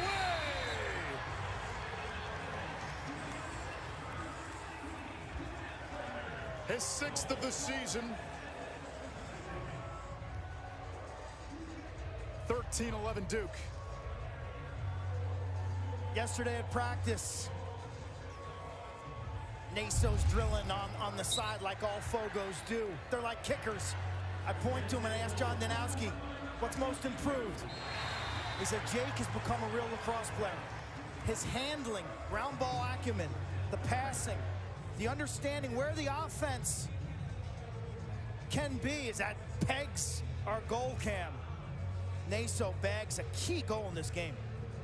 Seeing that more and more now with face-off guys. Ever since the rule change a couple of years ago, the players have to be more athletic and way more skilled with the ball. Whether it's Naso, Petey LaSalle, those are the 2 top goal scorers in championship weekend from that position. The response by Duke came 4 seconds after the Penn State goal.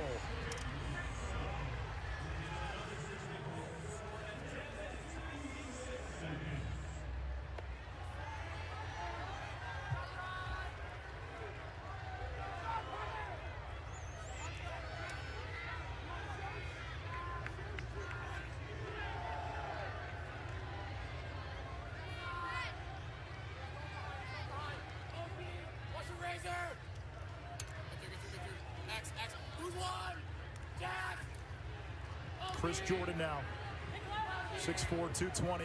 His first game since early April against Ohio State. You can hear the goalie, William Helm.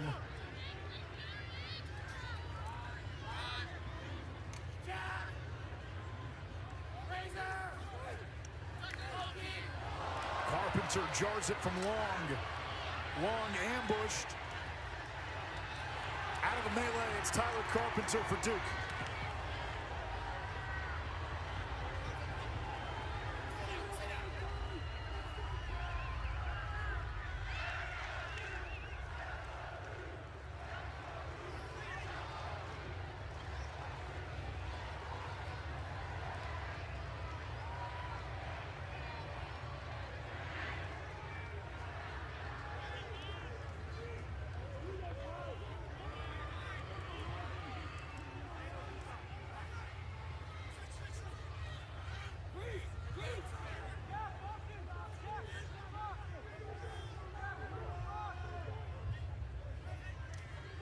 Owen Caputo wheels back to his left. Duke bringing on a fresh body. It's Jaden Curry.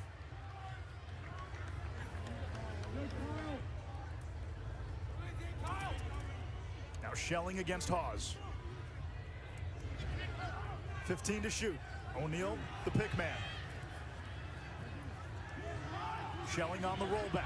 Redodges. Looking for Williams. And a good defensive stand by Penn State.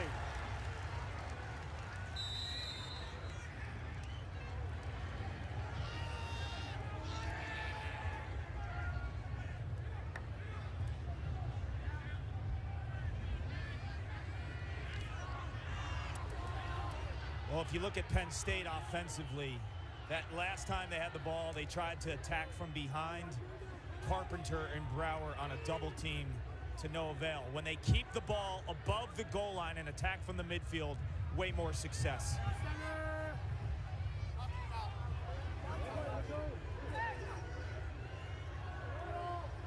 Trying to get a switch here. And they do. Malone now picked up by McGuire, the short stick.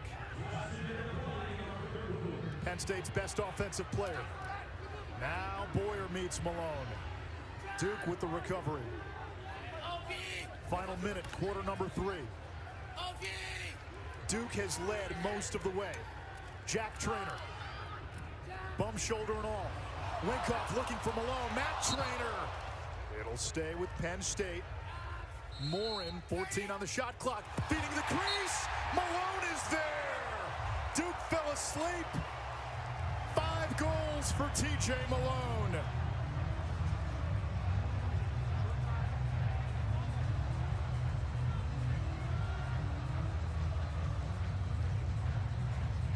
All you need is an opportunity when you have a hot hand like TJ Malone. Duke has an opportunity of their own with Tommy Schelling trying to through past this. Had to be perfect to make it count to Williams. At the other end, we are restart ready.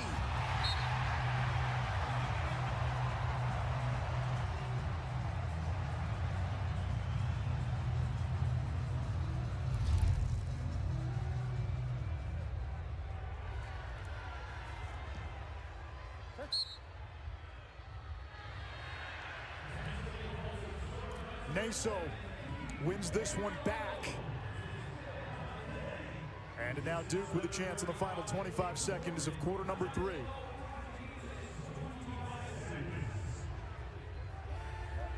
Every time Penn State gets it down to about 1, it seems Duke is able to respond. Final 10 seconds, McAdory working on Ross, help coming, McAdory sandwiched. And they're going to call him for withholding. Penn State with the ball, 4.5 seconds to go.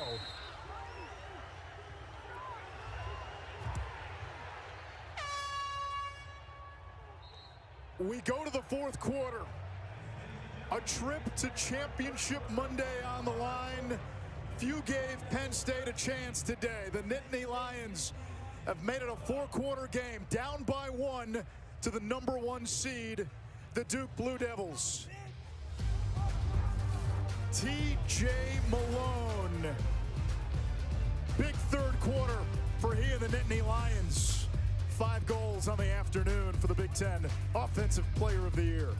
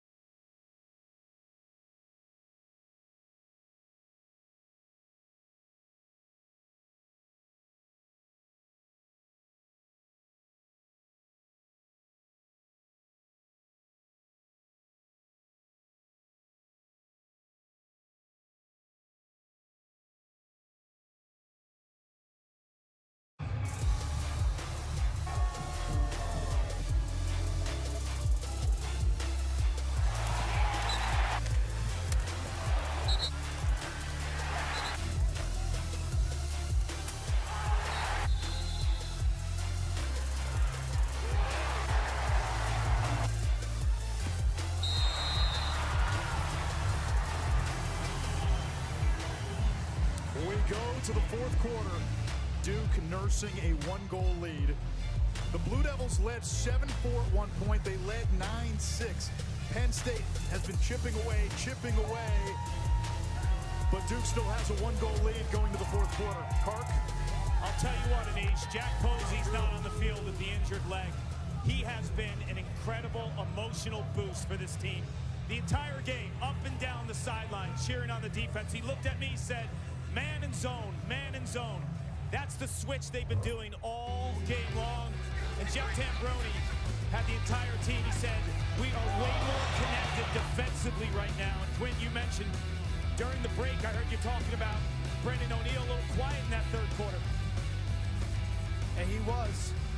But Posey is a great story, Kark, because success didn't come his way initially at Penn State. As a freshman, 4 appearances. Sophomore, 5 appearances. Even last year, he only made 9 starts.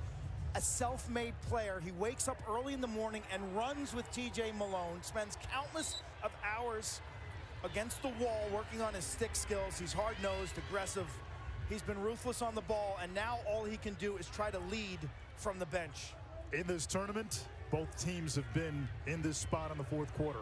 Duke in round 1 got a scare against Delaware. They trailed at the half as the 1 seed, eventually rallied and held off Delaware in the fourth quarter. Penn State in round 1 down 7-1 to Princeton.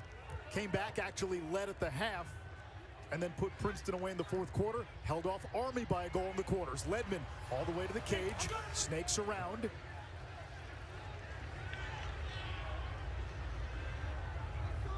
There's Balsamo. 2 goals today, his first 2 of the NCAA tournament. Wants his left. That one wide. Duke keeps it in bounds. Still plenty of time to shoot. McAdory. Denenza feeds inside. Dyson Williams misses. Big ground ball comes to Penn State. Nearly a turnover. Sweeney the other way. Ledman in pursuit. Sweeney all the way. Got a trailer.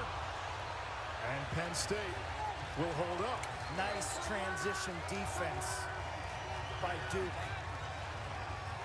Ledman was this close to the trail check.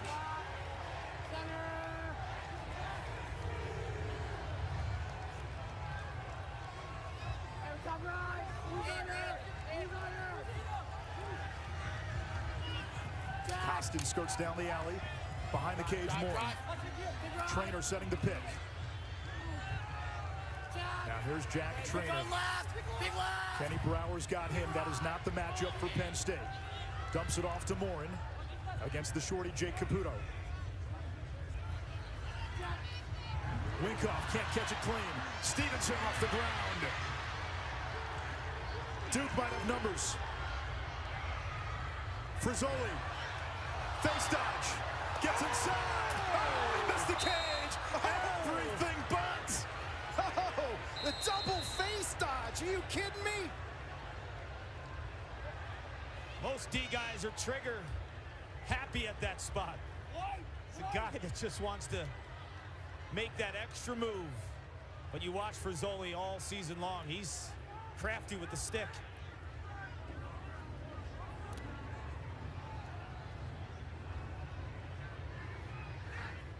McAdory attacks from up top. That would have been the viral play of the day, no doubt. Maybe the weekend. McAdory set behind the cage. Now it's Caputo. Did not have the angle, shoots it too high. Saying that's a pass, I guess. They called it a pass. It should be a pass. That thing had arc on it. Lorenzo Charles on line one.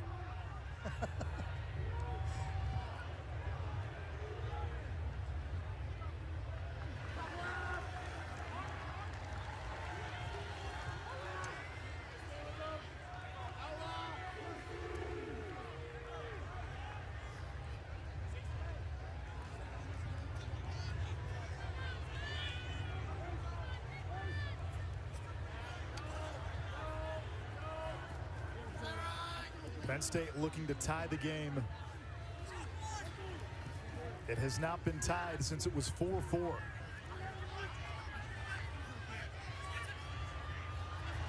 Malone's got a shorty. Had the man on the crease and long. Those two made a nice connection in round one multiple times instead of turnover. Malone has elite acceleration.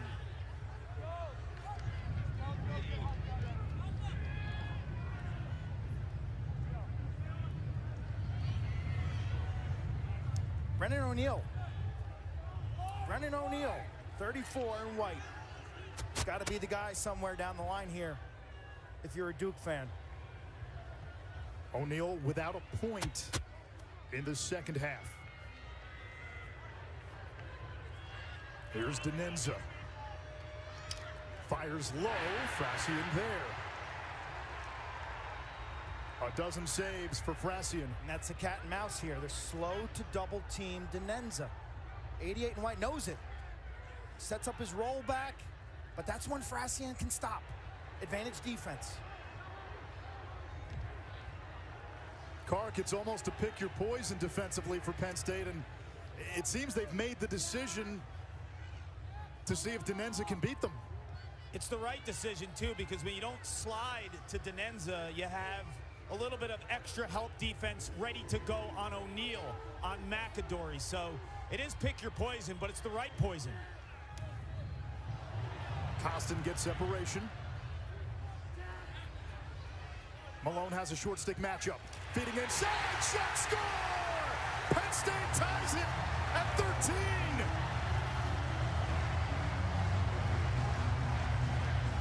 TJ Malone again in the middle of it. Morin, the finisher.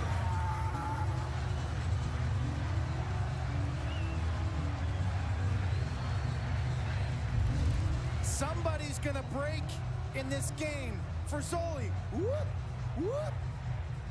Puts it just past the post. That's the fact, Jack.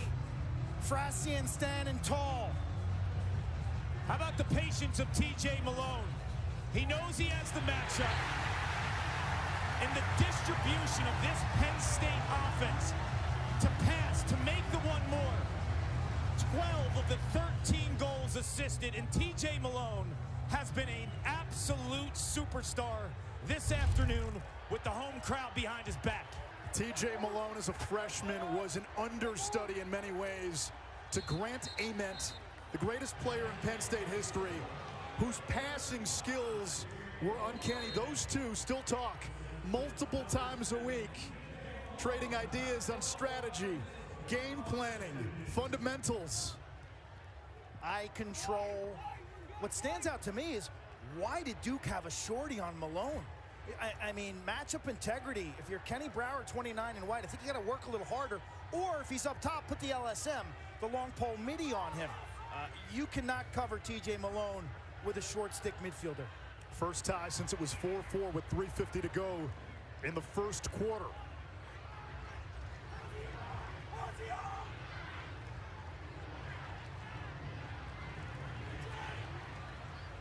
Owen Caputo finding Carey for the goal, and Duke's bench jumps out.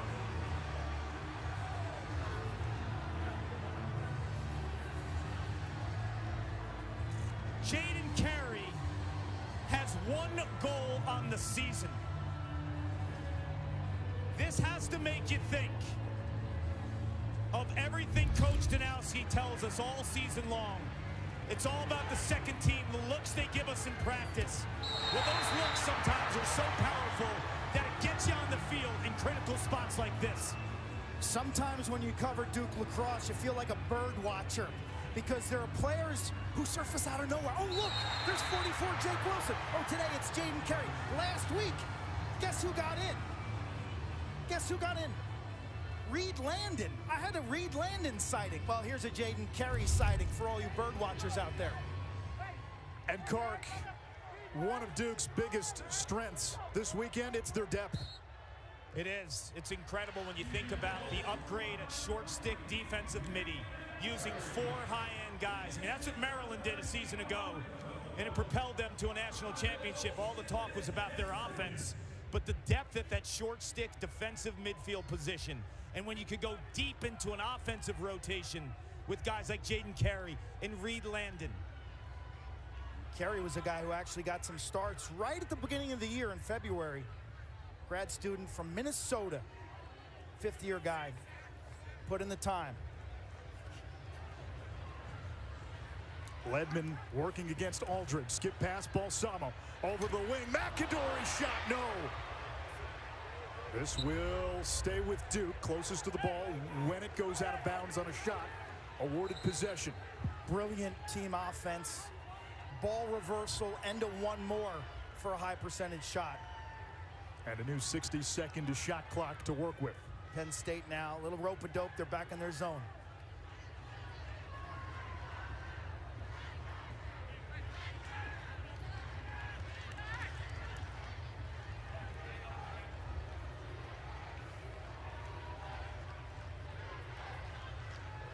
Check that, back in their man.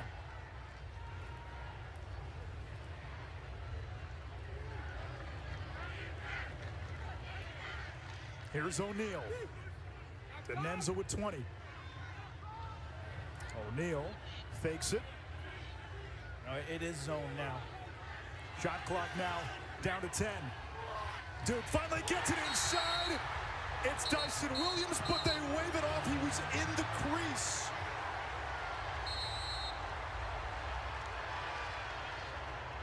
Huge, huge.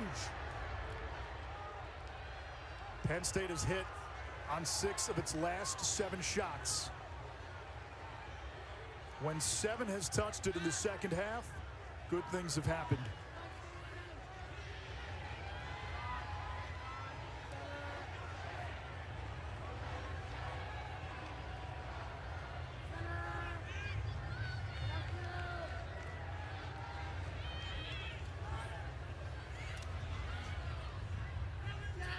Morin plays it up top to Malone. Winkoff finds the angle and scores.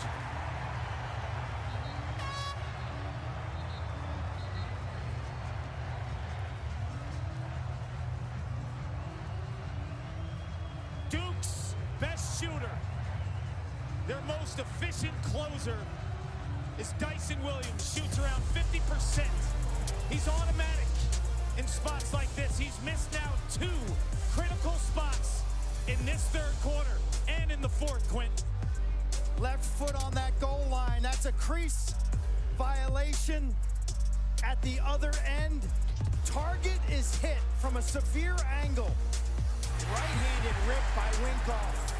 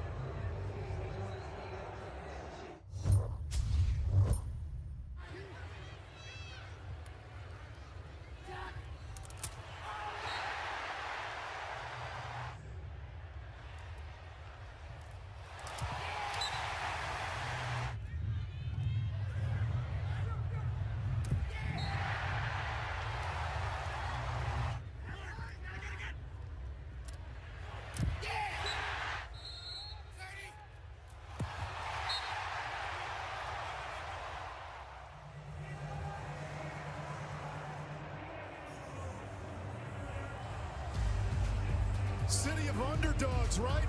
Villanova 1985 basketball. Rocky, Tug McGraw, you gotta believe. Jack Frassion at Penn State thinking upset. This would be a monumental upset. The Nittany Lions goalie, one of the best in the country, has made some big stops in this semifinal. He's got the mental flatline game that I love to see, dealing with a shot to the chest there in some pain. Sophomore from Annapolis, Maryland, 57% on the year. The more you watch him, the more you just gotta love his instincts. So many times he makes the right choice on those 50-50 mid-range shots. No wasted movement or efficiency. And look at that differential. Big goalie disparity so far, Kark. Well, they got a solid Frassion, who's as cool as the other side of the pillow.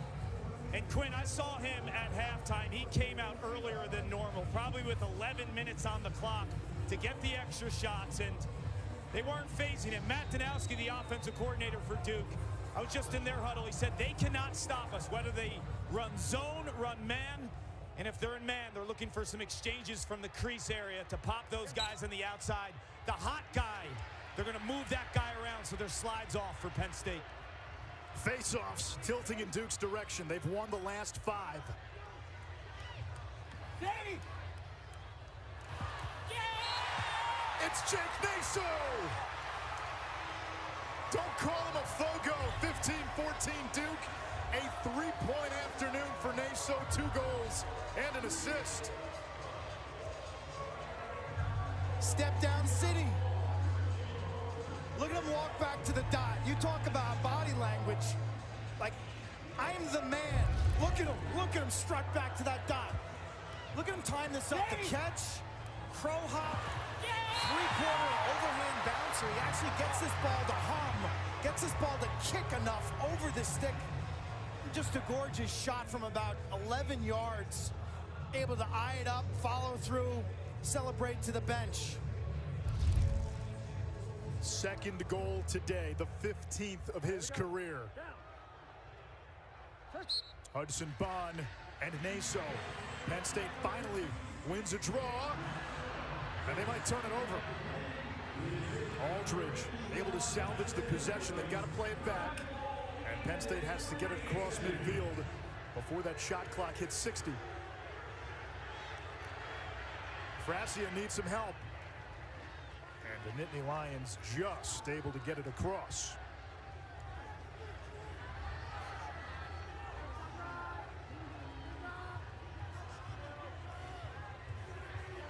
The last lead for Penn State was at 4-3.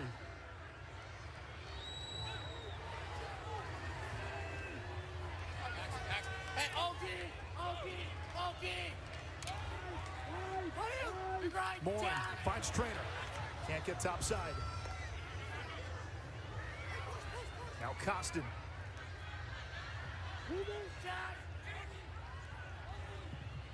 Moore again on the invert. Feeds to Malone in front. Tied at 15. 6 goals for TJ Malone. Mailman delivering on Saturday.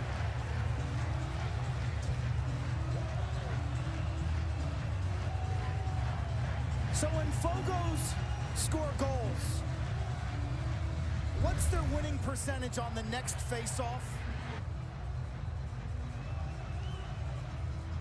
Penn State nearly throwing this on the carpet for a turnover. Really well done and no panic.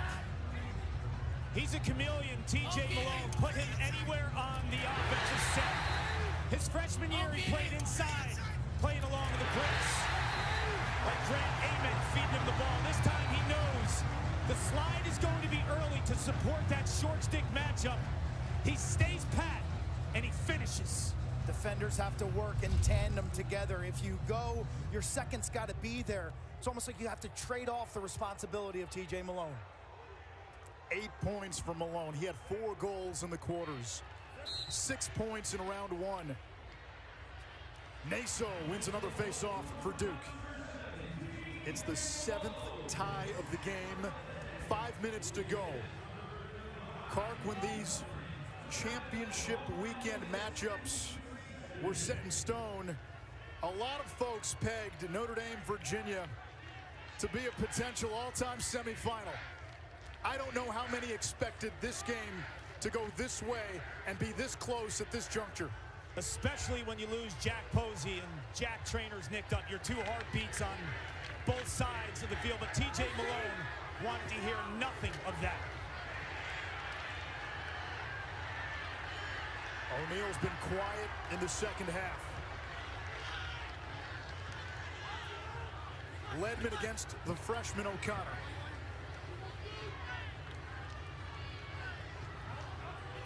Caputo working on Hawes, a very good shorty.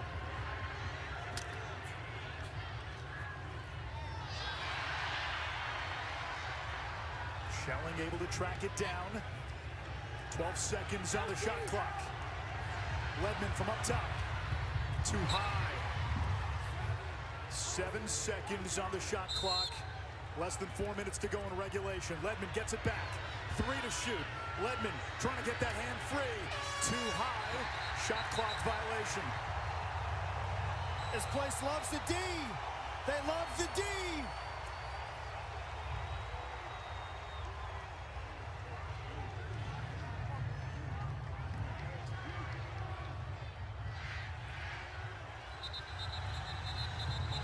Offsides on Penn State. Duke gets it back. That's a careless turnover.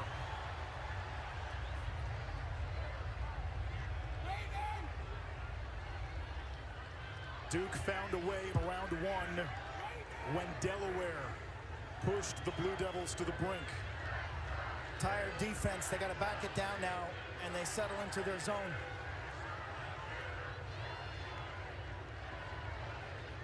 Denenza's been someone who has had opportunities today.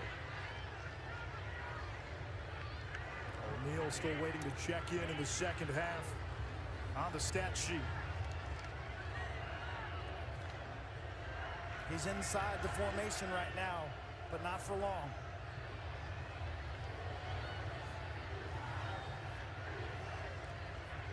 We come up on 2.5 to go. Here's O'Neal. Gives it up. Denenza. Shot clock dips below 20. Denenza again. Aldridge stays with him. Balsamo now 2 goals today. Over to Schelling. Schelling not even close. And Penn State with the backup. Nittany Lions ball, 2:14 to go.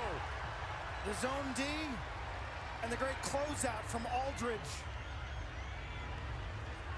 Penn State eyeing one of the biggest upsets of this semifinal round.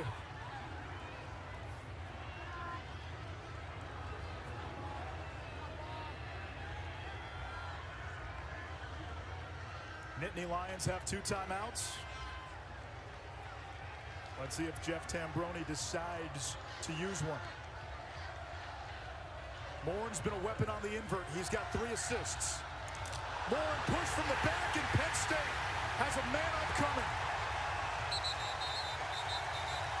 Push with possession, and the Nittany Lions have a chance with 90 seconds to go to take the lead. Fouls on White, number 6. 30-second technical push.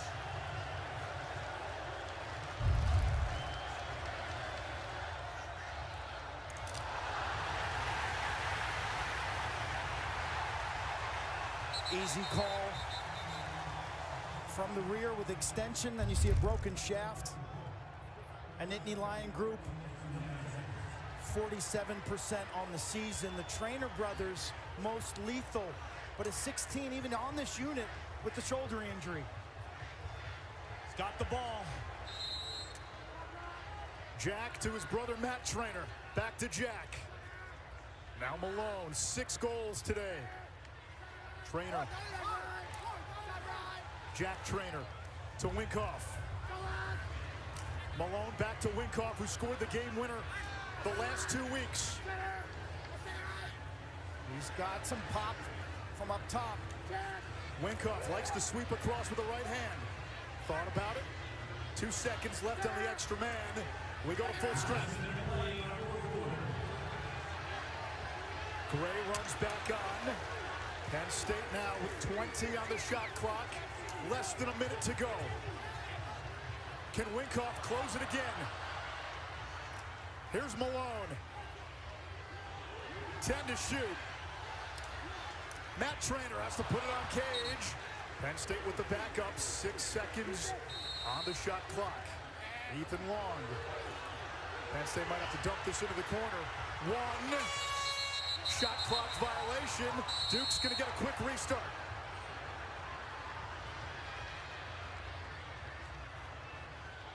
Final 20 seconds. Duke has 2 timeouts. Penn State had 2, didn't use any there. And John Danowski calls for time. 15.4 seconds to go. I know Clark's going to be listening in. Duke will try to win it in regulation. Penn State will try to hold and force overtime. First of 2 semifinal games here in Philadelphia.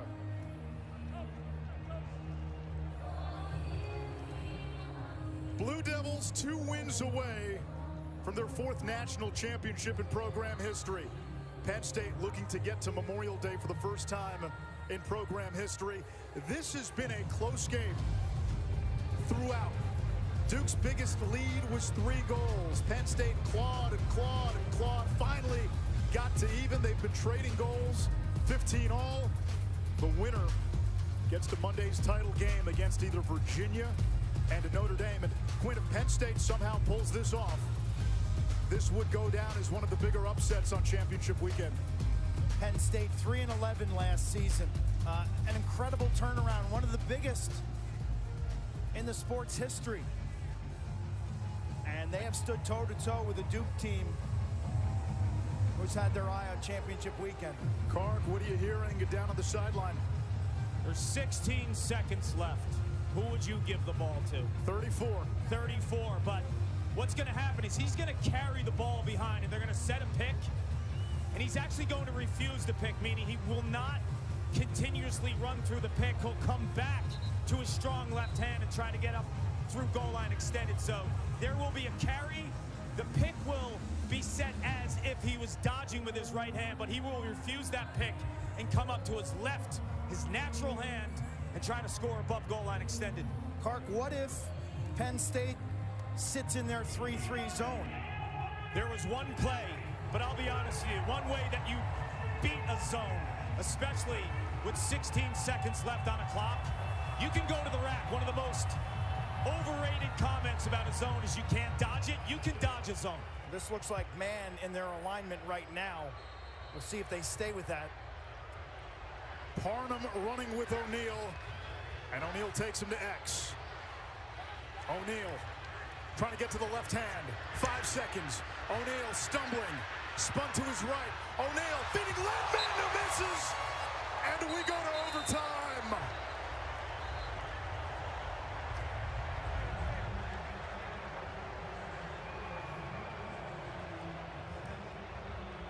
That was some pass. That was some nifty pass. You talk about O'Neal willing to delegate, willing to draw the defense and kick it to his teammates. He's done that all year. He's been such an unselfish hero, and he gives Ledman a good look from about 9 yards.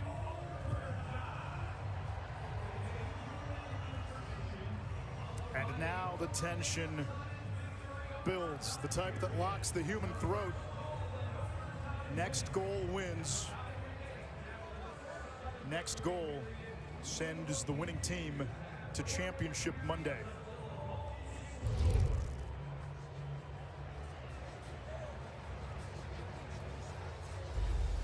Catch your breath, Philadelphia.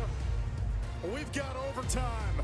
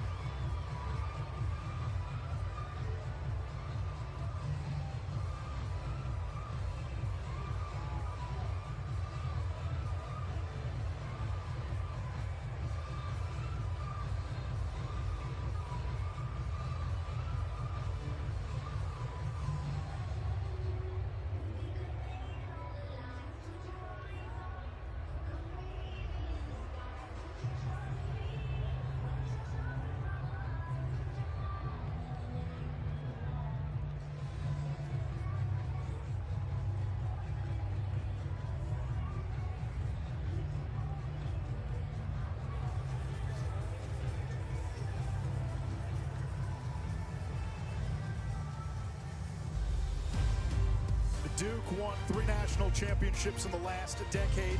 They last played for the national championship in 2018, losing to Yale. Penn State has never played in the championship game. Overtime rules, it comes down to this. The next goal ends the game.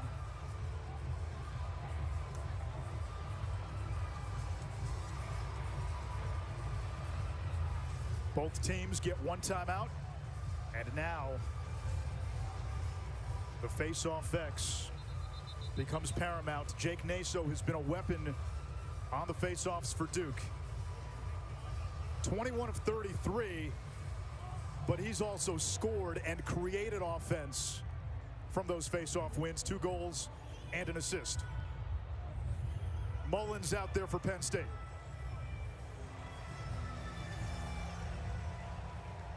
Gotta be straight, boys. Gotta be straight. Down. Just...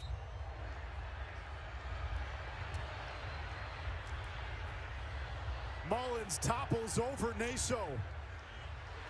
And out of the clouded wrath of the crowd, it's Jake Naso. Duke ball to begin overtime.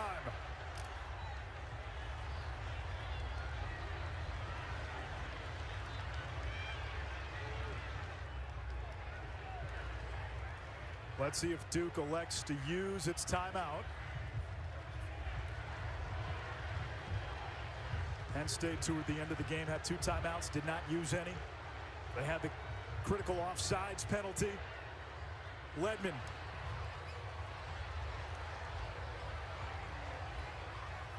Two goals for Ledman. Working on Hawes. Man-to-man D from Penn State. Parnham up top trying to deny O'Neal. Ledman snakes around the crease. Inside roll! Ledman! If it's good, Duke wins! The Blue Devils win it! Garrett Ledman, the game winner! Duke will play for a national championship!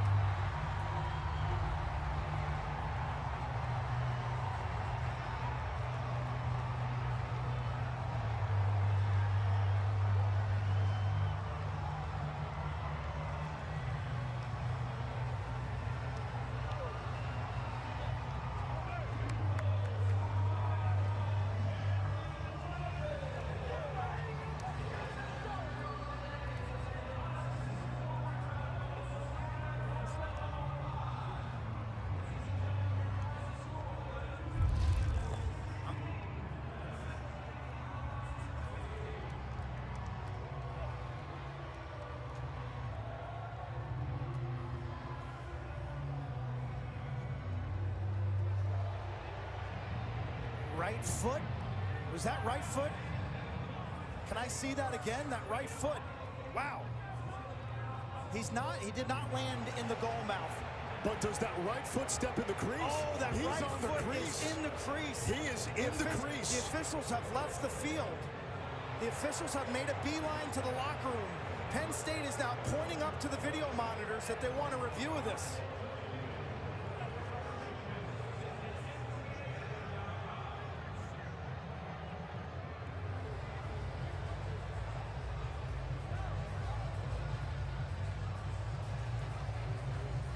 This play cannot be reviewed in college lacrosse.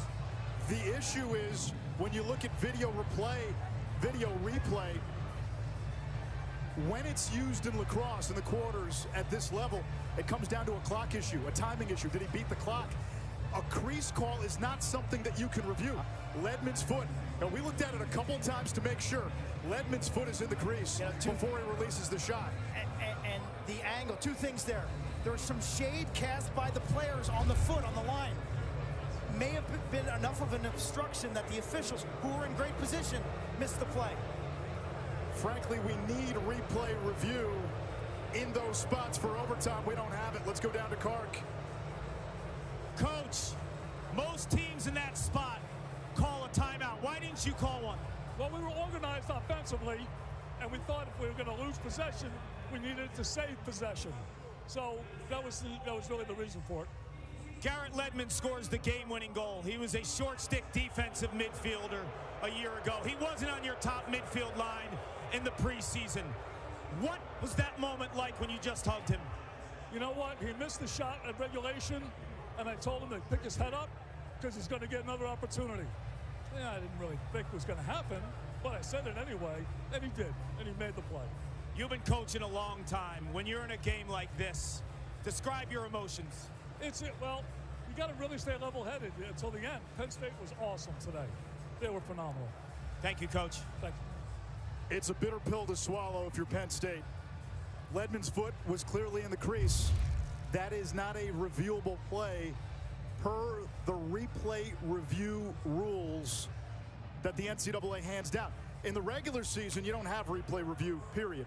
You get it in the quarters, you get it in the semis, you get it in the championship. But it all comes down to, you can only look at timing. You can look at clock issues.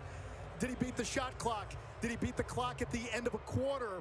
In that case, even though that is a call that decides the game, that is not reviewable. To me, that is not as much on the referees who've got to make a bang-bang call versus the format. Overtime, national semifinals, trip to a championship game on the line. That's something we've got to look at in the offseason.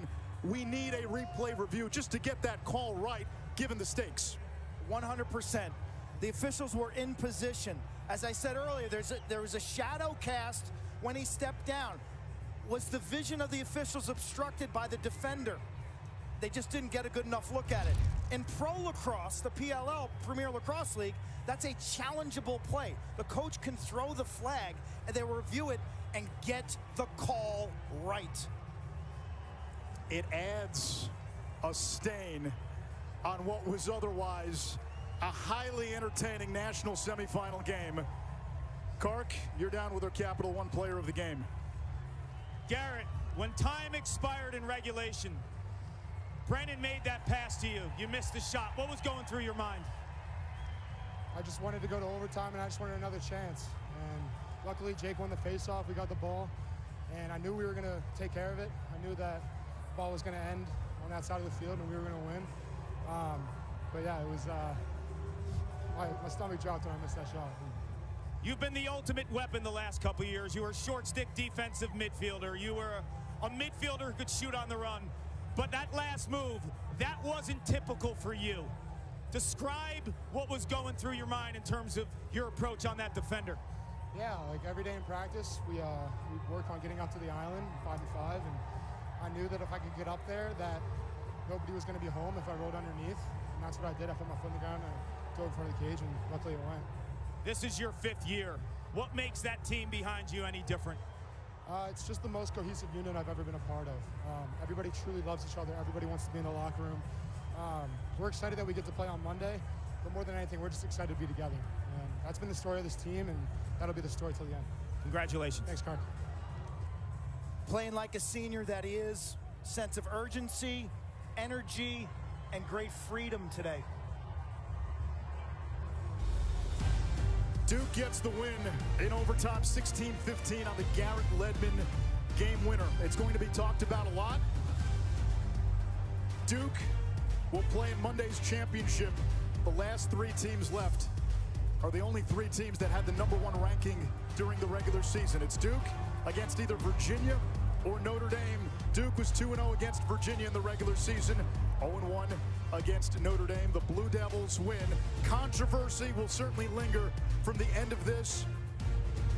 You don't want that for this sport on this stage when you have great lacrosse defined by a play like we saw end this game that can't be reviewed.